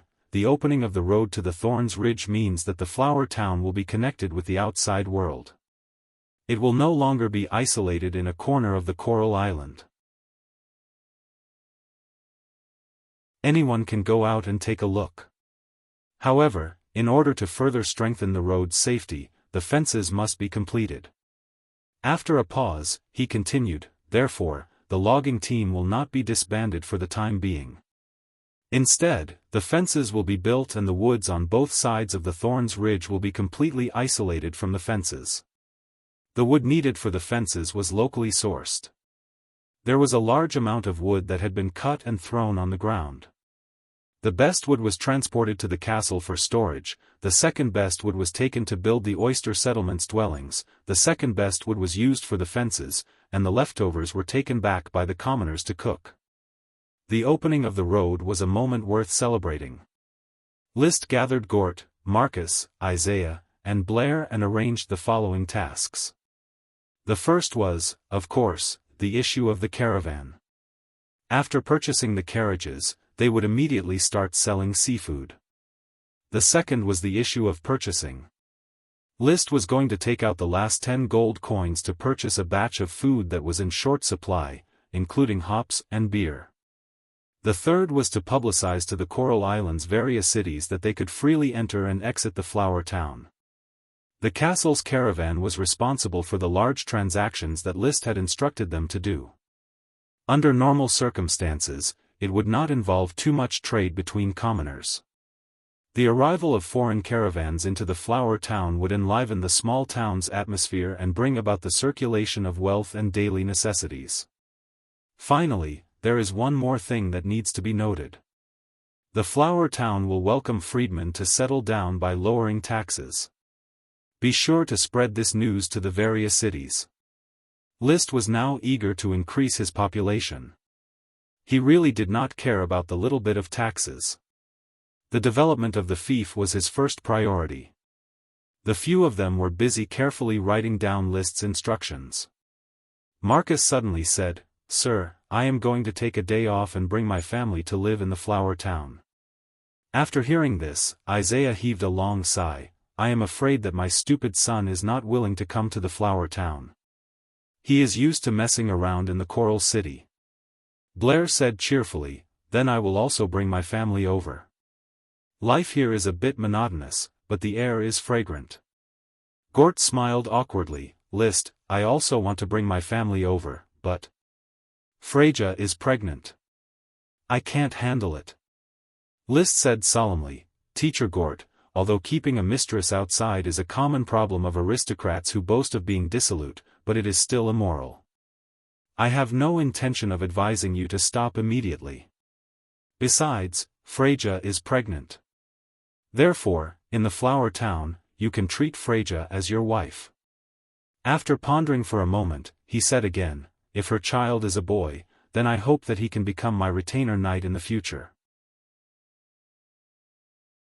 Your generosity makes me ashamed, sir. Gort is willing to serve you." Gort stood up, walked up to Liszt, and solemnly saluted. "You're tuning in to the Xiaofan's Wuxia Tales YouTube channel. Don't forget to subscribe and join us on this journey to catch the most captivating stories.